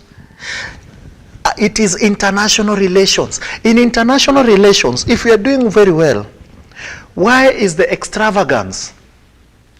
Look at the Business Daily. The Deputy President Office has used more money than the predecessor, RUTO's time. I mean, in the mini budget that was tabled, Gachagua and the office of his spouse are set to get even more than what the president's office is getting. Exactly, extravagance.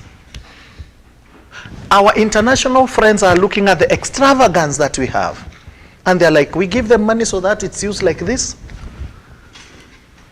So, will they do business with us with the high taxes? The question is, the Eurobond, we are supposed to pay Eurobond next year. How much are we going to pay next year against the Eurobond we asked for in 2013, 2014? Every time the tax go high, every time the dollar chappers us, that's how our taxation, our debt goes up, because it is in dollars. So now the question is, they even look at our expenditure and what we have, our reserves, and they ask themselves, we give them this money, they will pay? They will not pay. How are we handling public participation? International relations. Do they communicate with their people before they make decisions? So the decisions are made by few. So how will the public take this if this happened like this? I'll give you an example. Where was the public participation when they decided that any state organ that is going to be sold should not pass through parliament? Is that a decision to pass through parliament without asking the people who owns the state things? Public participation. Where was the public participation when major decisions are made in this country? They will say Article 1. We understand, yes, Article 1. It's fine. But there are things you don't go do that way. You have to ask people, do you want us to sell telecom? And you give them reason. They give you opinions. The public participation of removing powers of parliament against what parliament should be doing, checking the excesses of government and getting it away. Now you can run the government the way you want. You can sell, buy, do everything without passing through parliament. International relations is watching. They are watching the corruption. What are the corruption indicators? IMF, World Bank, they are watching this thing and others. All major corruption cases dropped immediately. So our government cannot work well if such things were put under the bus. I would ask you a simple question. Why is the dollar hitting Kenya and not hitting Tanzania and Uganda? That it is affecting Kenya shilling to an extent now Uganda has cut us in 10 bob. Tanzania have already cut us. Now the question is, the Tanzanians are feeling more stronger today and they will work harder to cut us further. Are we going to do better? No. Do we need so many travels? No. Kibaki didn't travel much. Someone would say Kibaki was sick or he was ailing. Yeah, he had come from an accident during election. Kibaki he had a broken foot. In his 10 years, he made 33. I think 33 trips. Yes, that's what I'm saying. In his 10 years, 33 trips. So do 10 times 12, that's 120. 120 divided by 33. It will tell you how many trips in a month. Maybe 1 in 5 months. You don't need trips to show you're working. So I told you, bring us together. Let's communicate. International relations. Let's have a relationship between the state and the people. Let's talk to each other and at each other. Let me tell you you are wrong and you tell me, Eric, where am I? Can I tell me? Yeah, then we'll tell you. Then we tell you this is how we want you to do it for us. Now, you'd agree, someone would want to agree with the president and say, I mean, these deals ought to be signed. And, you know, these trips are of importance to the country. But that, to me, or, you know, many people are talking about, that would as well point at the incompetence of his cabinet ministers, because some of these deals, he can send his ministers to go and sign. Did he? But, and he's on record himself, at around August. 3 months ago. He said, some of the ministers don't even know what is going on in the ministry. And I believe that is one of the reasons. I know better than they do. And I believe, some would believe that is one of the reasons as to why he can't trust them to go and sign these deals. What does he say of, you know, President William Ruto? And even in regards to his entire government, his ministers, are they even capable? Can they be trusted to go abroad and sign deals? I mean, one of the key in the reshuffling, one of the key reshuffle that was done was take Alfred Mutua out of the foreign affairs docket to the tourism docket. Replacing him was Prime Cabinet Secretary Musalia Mudavadi. In a way, that was a statement. He needed someone who, you know, can create that relation, or he can relate more with. No. I disagree. Musalia Mudavadi has taken the Ministry of Foreign Affairs. What are his functions there? Were the function of the Ministry of Foreign Affairs taken back? The one that was taken away when Mutua went in? No, the functions were not taken. The functions are still where they are. So he's there, but he doesn't have powers. Give me work and give me what to do. Don't give me a job and I don't have anything to do. Exactly. So the powers were taken to the office of the president. They were taken away from there. Secondly, tourism is very important. If only Mutua can do what Balala did, market Kenya. During Balala's time, my friend, you will see Balalas running all over, bringing wazungus in yacht and in private melis. I mean, very many. And Balala stayed for a very long time in tourism because he understood tourism very well. And we had internationally a tourism hub for Kenya in major countries, where we would even sell what Kenya does. Where are the hubs? Or did they collapse? Look at Rwanda, how people market countries. When you enter Arsenal, what do you see? Visit Rwanda. Visit Rwanda. Same with Paris Saint-Germain. Yes. Same with Paris Saint-Germain. Then what has happened in Rwanda today? One of the best stadiums in Ajengo wapi? Rwanda. I mean, some would even say, and for someone who loves sports, if at all Kenya will be stripped of the right to host AFCON, I'll be happy. It will go to Rwanda, definitely. No, I'll be happy. Reason is, we are not there yet. When is AFCON? 2027. What are we doing now? Holding crusades in stadiums. Do we have a team that will play in 2027? Or we are going to have a team? At least Saudi Arabia performed better because they created a team and played for a long time with that team until the time for World Cup. They did much better because you could see Saudi Arabia what they did. If Kenya was to host World Cup, what will happen? Right now, it is 4 years to Africa Cup of Nations. Do we have a team? Even the have we gone to secondary school to pilot for people like Fabish did? When Fabish brought Tom Ogweno, Vincent Kwarula, the cream team that took Kenya to Africa Cup of Nations.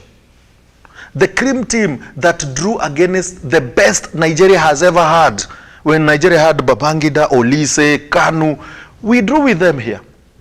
When Kenya beat Burkina Faso, when Burkina Faso had Mamadou Zongo, when Kenya beat Guinea, when Guinea had Titi Kamara, when Kenya fought against Morocco, when Morocco had Mustafa Haj. Yes, those are the people we fought against. It was a fight, the lowest team fighting the best, and we were in the group of death. In that group of death, it was either Kenya or Nigeria was going to the World Cup. Two teams. We had already removed Guinea, we had already removed Burkina Faso. And that Burkina Faso is the one that beat France in the opening match of a World Cup. You can imagine where we were. Because Fabish prepared. Most of the players Fabish brought were people in secondary school. They were not even known.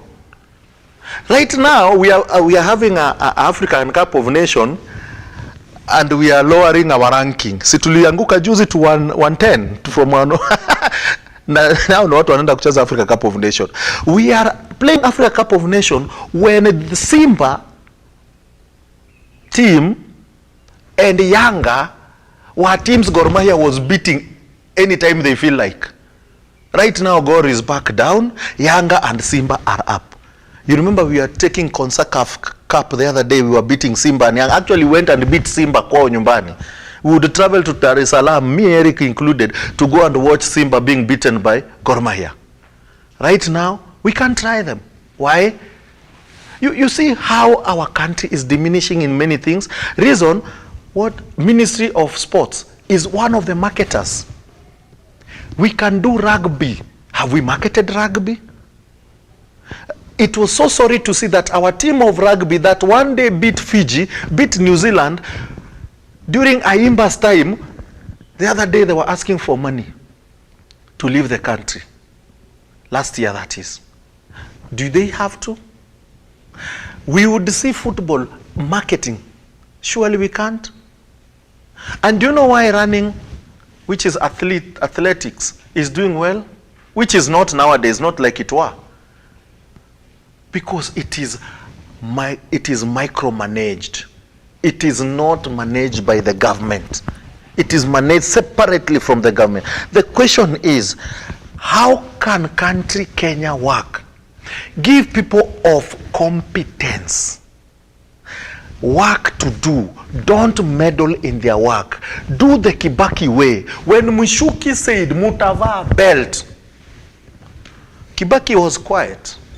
Tuliongea, tukaongea, viti zikuwe 14, tulipiga nduru. Viti zilikuwa 14 bila Kibaki hata kukohoa. Now, you see, that is a ministry I'm looking at. I've not had Aisha Jumwa. Trust me. Hata vile alichukua culture, sikujua alichukua lini, sikuona kwa TV ama sikuona akipewa nini. I've not had, you know, right now bro, if I was in a primary school, these were examinations that were coming. Minister for Internal Security, I would know it was going to be Intimama anytime. You could know who is a minister. Right now, I would even ask you, Bore is minister for what? Many would not know. And I'm asking that because I don't know that Bore was removed. And I knew Bore when there was a story of that house in Karen. Trust me, I never knew she existed. I didn't even know there was a minister called Bore.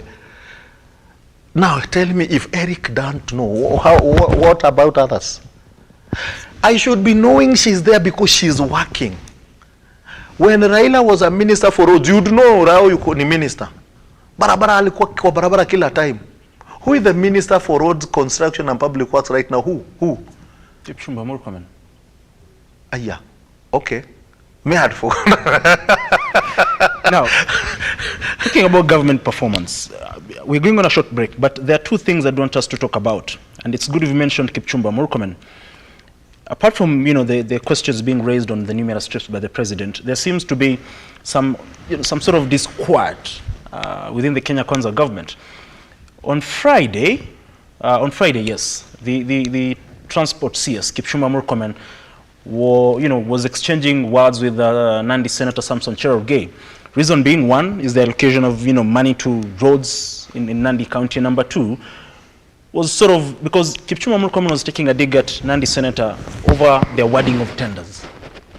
And it's a question of kickbacks and tenders, and Cherargei was accusing the CS for receiving a 10% from tenders being awarded to Chinese firms or certain people in the country. And secondly, there is the issue of last week on Monday we were here, and that happened before the impeachment of Kawira Mwangaza. I don't want us to talk about Kawira Mwangaza because now the Senate Speaker Amason Kingi has received the communication from the county speaker. Now that kickstarts the process of the Senate hearing immediately the charges of charges leveled against Governor Kawira Mwangaza. Do you think her impeachment is some sort of there's a political hand in the impeachment of Kawira Mwangaza?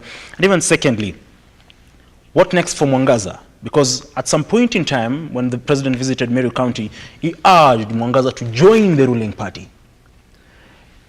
Is whatever Mwangaza is facing one of the challenges that comes with being an independent elected politician? Because being independent, you have nobody to come to your rescue. You don't have a party to come to your rescue.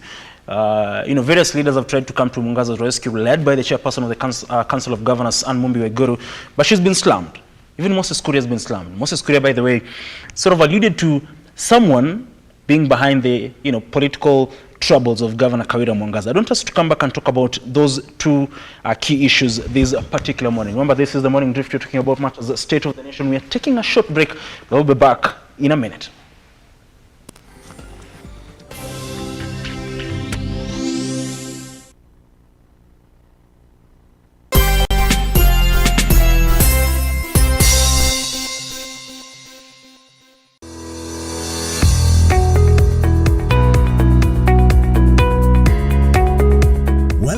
Flamingo Towers. Flamingo Towers is an elegantly designed executive office complex. The building splits seamlessly into two wings, retaining 12 levels of grade A commercial space with flexible interior arrangements and 6 floors of parking accessed by car elevators. Located along Mara Road in Nairobi's Upper Hill area, Flamingo Towers boasts of panoramic scenic views from every office, 24-hour CCTV surveillance systems, fiber optic broadband connectivity, 2 high-speed elevators, MVA power supply with standby generator, and many more modern facilities. The building and its naming rights are up for sale. For more information, contact us on 0727 287 994 or visit our website on www.flamingotowers.com. Flamingo Towers, a product of Fusion Capital. Fusion Capital, rooted in the African growth story.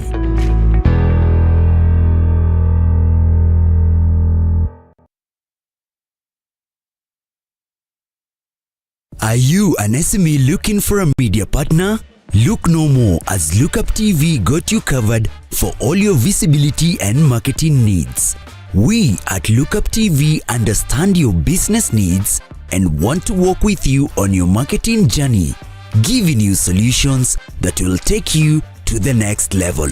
Call us today on 0707 572 358 or send an email to sales@lookuptv.co.ke and kickstart this amazing journey. Welcome to Lookuptv, your official SME media partner.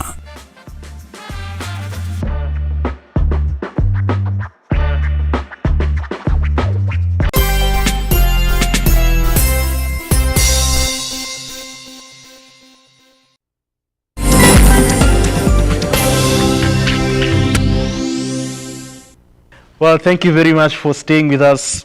Now, before the break, I was alluding to, the happenings and, the sort of disquiet within Kenya Kwanza. And Mr. Agalo, I mean, there seems to be, there was some sort of a war of words between the transport CS and Nandi senator, Nandi woman representative.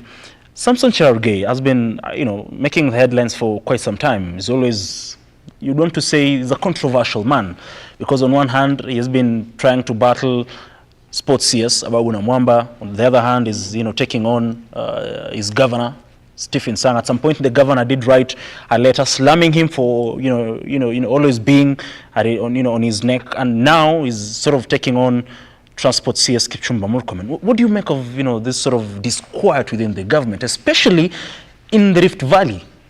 Actually, there is no disquiet. Cherargei is doing his job. Cherargei is the bad person in UDA government. I'm not saying the bad person like Mbaya. The bad person in this, I mean, is the person who he will fix you. He's Mr. Fix-It. He will be told go and hit Ababu. He will come beating you.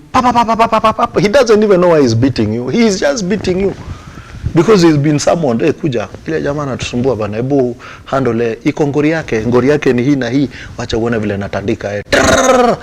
He's Mr. Badman. We had those Mr. Fix-It people.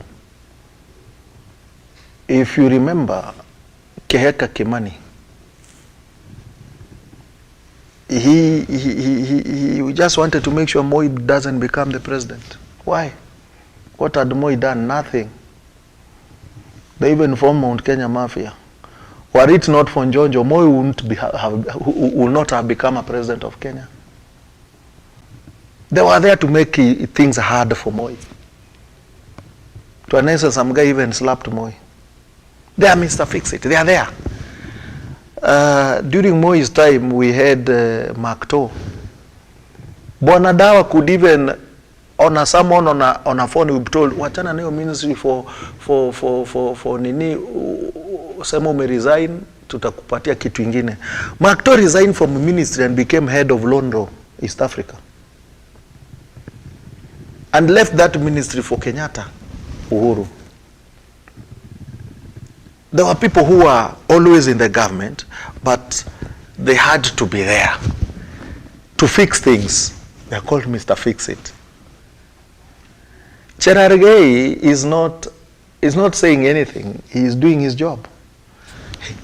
Ababu he was on the neck of Ababu, left Ababu, went to Sang, piga Sang, sasa amekuja kwa Murkomen. Kesho atatoka akuje kwako bro, akuje kwangu. Anafanya kazi yake. You can see his tweets. Anything he tweets, either you want to take it serious But me, I take everything into it serious because I have to see it with a political angle. Because he's not saying, someone is saying behind him. Because if he was saying, someone should have called you and told you, wacha kuongea mingi. It is the state. Not who is saying, it's the state. So, Mr. Fix-It is doing his job. Could there be power struggles in Rift Valley? Yes. Somehow Mandago will not be. Hii mambo ya watoto imemwaribia. Mandago was going to be a very, very big competitor for this power thing. So right now, who and who? Murkomen, of course, is one of them. Murkomen is not one of them. He is the person. But do we want him? Maybe not. Maybe someone else is eyeing this thing. So after Ruto, who? So right now, the guy who is second powerful politically in Rift Valley, Kalenjin Nation in particular, is Murkomen. What if President William Ruto today decided, yes, I'm bringing Gideon Moi into the fold? That would change the matrix. Will change the matrix. No one has anything bad against Gideon. Tell you what, coming from that particular region, the only problem that people had with Gideon Moi, because I spoke to a lot of people from that region at that point in time, is that he did not want to support William Ruto. Yes, they have no personal problem. Yes, they don't have. At whatever point. The only problem Moi had with Ruto is Ruto didn't support him and his thoughts, and Ruto went to Raila's side, Sally Kosgei and others. You understand? So the biggest problem right now, too many people want to achieve that place, is Murkomen. So Murkomen will be fought more. And that is obvious for any king that is going to be made. So to me, 10%, not 10%. If you know Murkomen was taking 10%, why do you even say it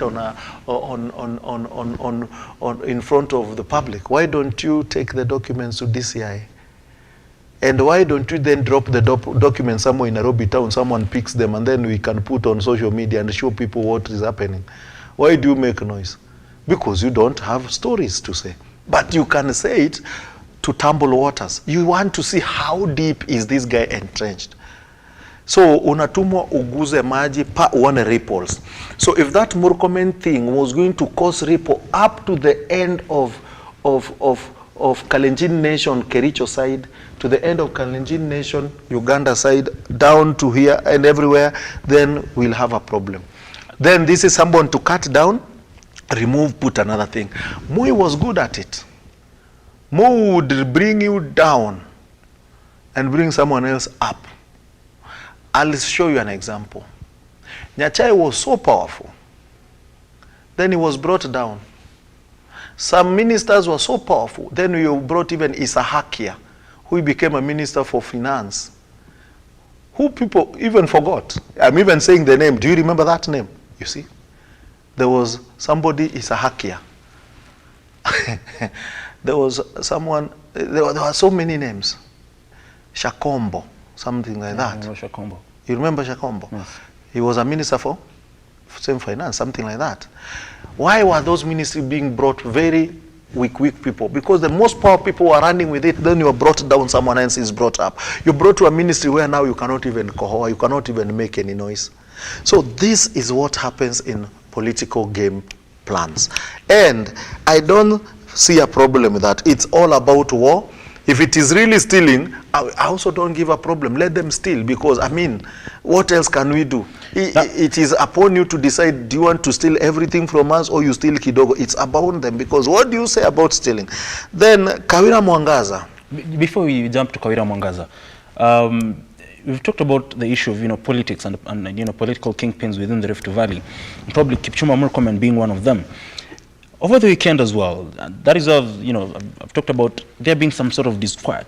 There's a row between the North Rift region and the South Rift region, yes, in terms of kingpins, because the South Rift, people from the South Rift do believe that the North Rift region has been, taking a chunk of, leadership positions, which has been termed as positions within the Rift Valley region. Moi is from the North Rift region.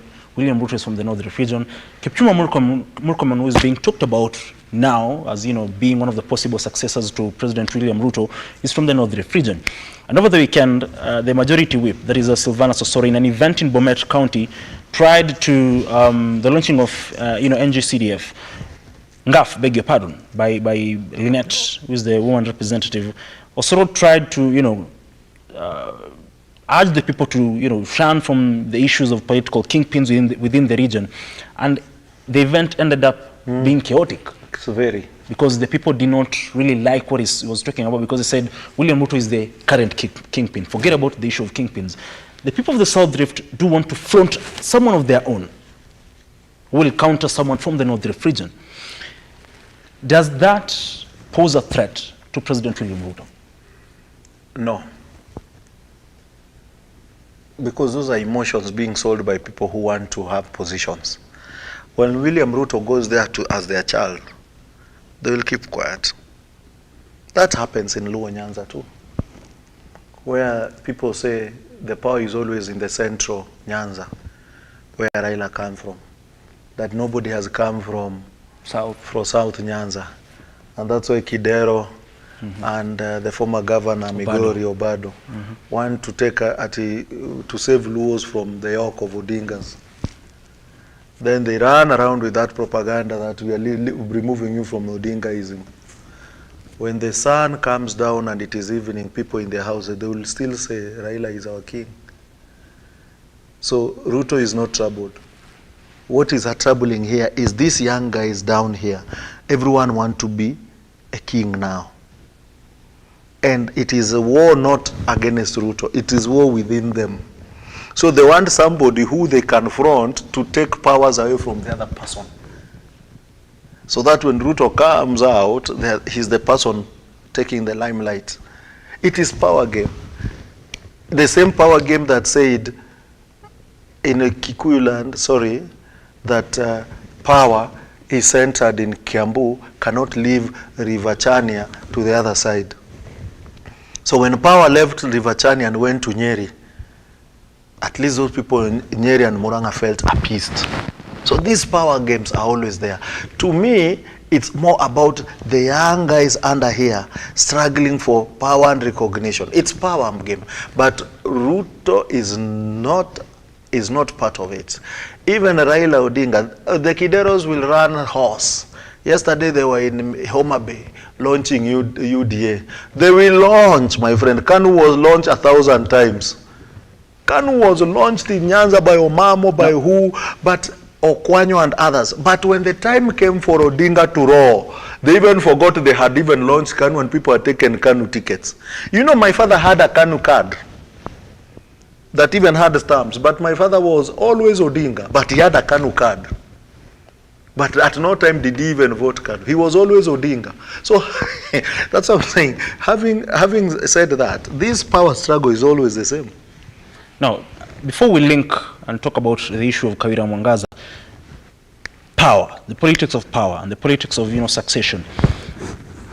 Tiaty MP William Kamket, in an event in Tiaty constituency, sort of hinted at them possibly backing Ndindi Nyoro in 2032. Now, there's been some sort of disquiet within the central Kenya region. They are not being an outright leader for the region. Of course, Gachagua is perceived as their leader, him being the deputy president. But outrightly, there seems to be the lack of proper leadership. You'd say President William Ruto is the political kingpin in Rift Valley. Now, is President William Ruto, and he's been the one who's been on the spot, being said of grooming the likes of Ndindi Nyoro. Does Ndindi Nyoro pose a threat? The likes of Ndindi Nyoro, if it will be backed up with the likes of Kimani Ichung'wah, do they pose a threat to, Deputy President Rigathi Gachagua taking power or taking over power in 2032? With all honesty, I live in Kiambu, and my life has been in Kikuyu land forever. And Gachagua will be running in 2027. And that is my own political opinion. Bold opinion, you say? Yes, he'll be running in 2027. He will get around 500,000 votes. RUTO will get another running mate. Gachagua will try to organize himself and attach himself to other politicians. I'm looking at that politically, because 2027 is another game plan. Uhuru is here. The Uhuru Kenyatta we know is back. And is not only back, is back with a bang. I mean, someone can tell that through the celebrations that happened, not only in Central Not Kenya. through the what we celebrated. I celebrated Uhuru Kenyatta's birthday. And that is the communication we are giving in Mount Kenya, where I am. I'm a voter there, so I am Mount Kenya. I do everything Mount Kenya. Uhuru was never gone. And 2027 Uhuru will give a voice. That voice will be heard. If you want to know it will be heard, look at Githurai on Saturday. When there was a road show, and they were asked if they will want their salamos to be sent to William Ruto, they said no. To Gachagua, no. To Sakaja, no. What about Uhuru? You could see what happened. They want their king back, and they will listen to the king. Notwithstanding, Gachagua now is looking for Uhuru to communicate, because he has already seen the ground. If the ground changes, that one is changed. Ndindi Nyoro, maybe not. Why not? Kabogo. William Kabogo is not a slow person. He may be quiet, but put William and Ndindi where William has lost 2 elections, and he's not lost elections.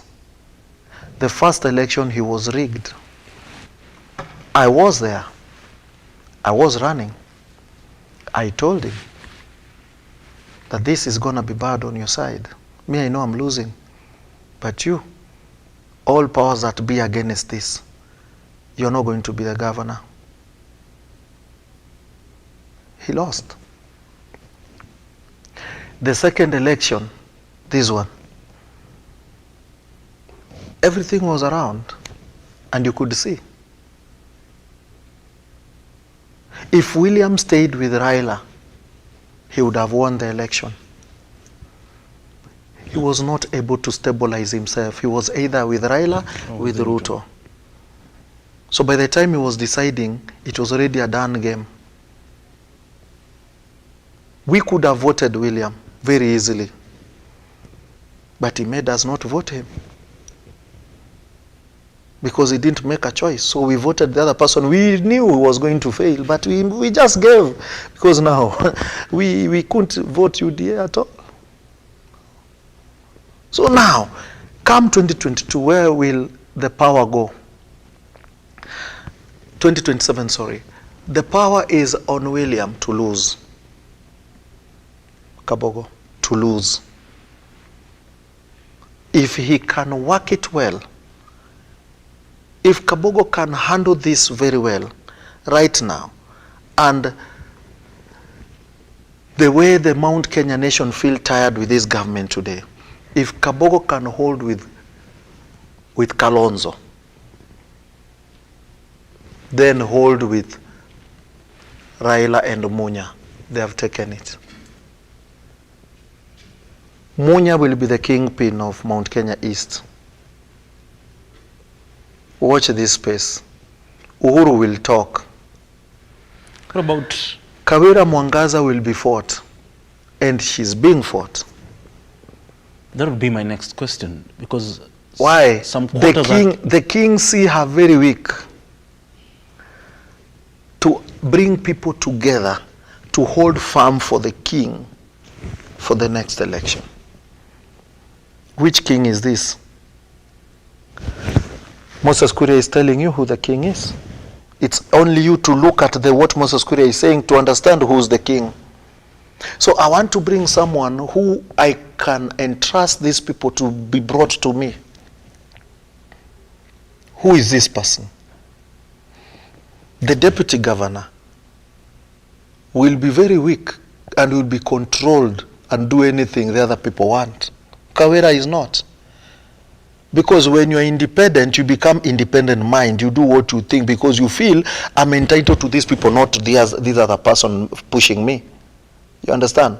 So it's very easy. Kawera will go politically, but Kawera will remain powerful. So if Kawera comes in with Munya, a jilted woman, where? Come with Munya, the mayor will go. And if Munya hold it with Kalonzo and Kabogo and Raila, my friend, Kenya is gone. Simple arithmetic. So now how is it? I mean, someone would argue the missing do we have a party for Mount Kenya Kikuyus? As per now, maybe not. UDA is not Mount Kenya. Mount Kenya don't have a party. But there are parties in Mount Kenya. 3 of these parties will make a difference in Mount Kenya.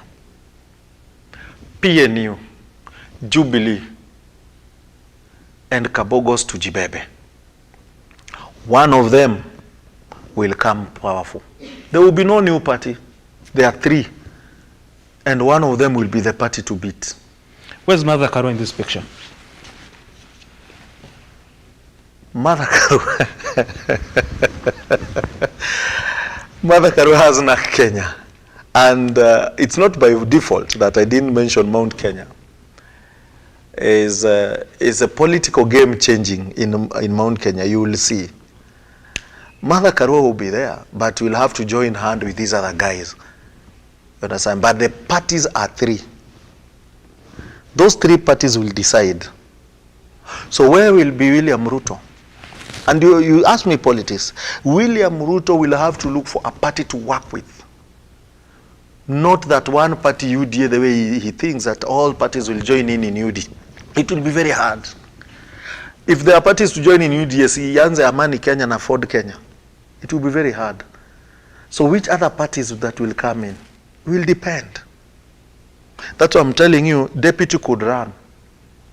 He could be told run so that you bring them. But let me have another deputy. Who could this other deputy be? Now that other deputy could be Peter Kenneth or Ndindi Nyoro.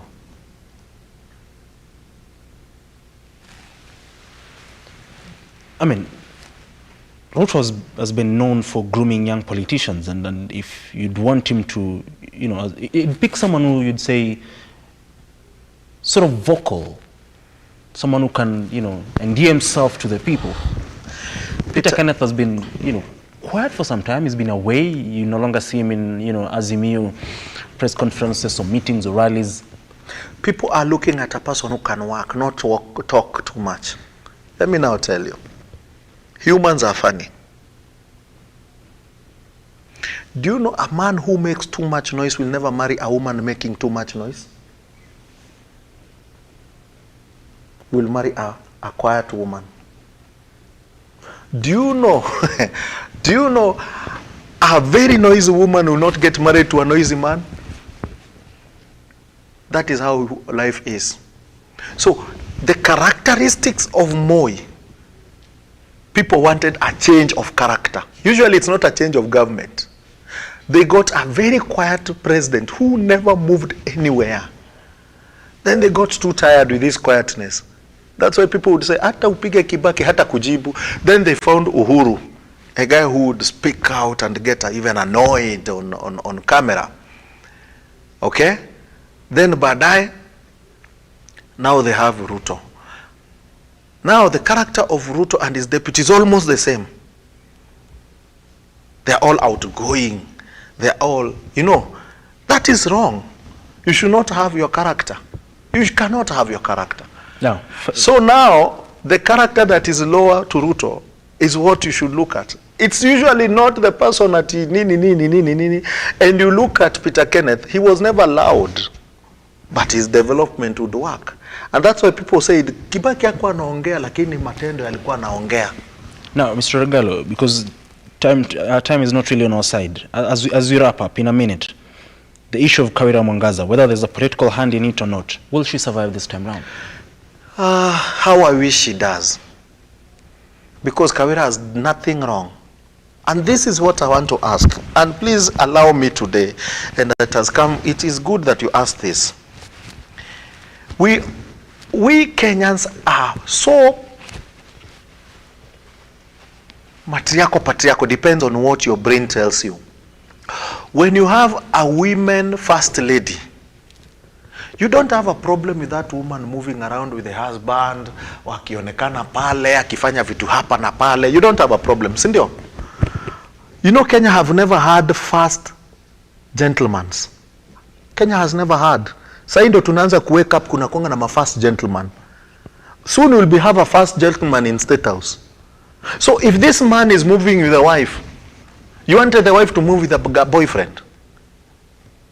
So this man is moving around with a wife, then you are in up and arms. Oh, mwanaume aji bibi yake anatembea naye kila mahali. What do you want? He's a first gentleman. Just we have the first families moving everywhere. So he's the first gentleman. Yeye ndiye anastahili kutembea na bibi yake. So he does that job as a real first gentleman, only that we don't see the first gentleman to Waiguru. We don't ule jamaa yetu hatuoni first gentleman wa Wanga, Mr. Wanga himself. We don't see the first gentleman ule governor wa Kwale. We didn't see the first gentleman, the Luo guy who was married to Bomet governor Laboso. We came to know him when Laboso died, by the way, because the other business they were doing. If this guy doesn't have another work, and other work is to ensure he accompanies the wife, wewe shida yako mwanaume ni nini mbaya na wewe? Ulikuwa unataka boyfriend atembee naye na bwanaka step. Na the lady is not even complaining bwanangu ako na mimi. Wewe una complain nini? And you will see what will happen in the Senate. People will be talking the way Kawira Mwangaza have been working with the husband. Who do you expect? Me, in fact, I don't have a problem with Kawira Mwangaza. Me, I have a problem with the men beating Kawira Mwangaza. And those men are being used. This is where politics is bad. Just to make sure Meru does not develop. Meru knew why they voted this lady. They knew why they left Munya here and they left Kiraito here, and they went for this woman. So now why again do we force men to remove a lady? Me, I'm for the woman. If I was in that Senate, I'll vote for the woman. But because maybe politics that B wants that lady out, akiataanguka. Na akianguka now what will happen? Politics za Meru zitagawana. And do Meru want to divide? Maybe. Meru are ready to fight each other to the end, which they will. Well, thank you very much, Mr. Eric Ragolo, for making time to be with us this morning. The question remains, will she survive this time round or not? Second time lucky? I mean, the fate over. Maybe she has the heart of Embu governor. Wambora. Wambora ali survive mpaka nashanganga. Well, fair enough. That particular conversation marks the end of the morning drift this particular morning. But the big question remains, will Kawira Mwangaza survive? Her fate depends on the sobriety of the Senate this time around, having been impeached for the second time running. Some of the grounds that she's been, that have been leveled against her are the same grounds leveled against her 1 year ago. The question is there a political hand in the impeachment of Governor Kawira Mwangaza? If so, what next for Governor Kawira Mwangaza? Of course, we will be keeping tabs on that particular story, even as the Senate prepares to hear the charges leveled against Governor Kawira Mwangaza. Will they hear that particular impeachment as an entire house, or will they form an 11-member committee like last time out to listen to that particular case before presenting its report to the entire house? Now, apart from that, we're also keeping tabs on the ongoing examinations across the country, the KPSEA and the KCPE exams that have kick-started today. And all the best to all those who will be sitting for the national exams, not only the two, but also KCSE exams as well. We'll be keeping tabs on the issue of the students who drowned in Uasin Gishu County. 5 students from Arap Moi Primary School in Uasin Gishu County We'll be bringing you all those stories and we'll be following up all those stories for you, including the issue of presidential foreign trips and of what benefit are they for the country. Now, many thanks for joining us this particular morning. Once again, Mr. Eric Kagalo, thank you very much. If we have an 11-man committee, Kawira will survive. If we get a committee of the full house, no Hanel is done. Wow. Look at any committee of full house, what happens? Time is not on. Time is really gone. Well, like Kagalo says, if it goes the entire house way, then Kawira might not survive. If it goes the committee way, then chances are that she might survive. Only time will tell. Until tomorrow, do have a wonderful day. Remember, you can visit our website www.lookuptv.co.ke just to get an overview of the stories making headlines not only here in the country but as well across the borders. Until tomorrow, have a wonderful day, and like always, God bless.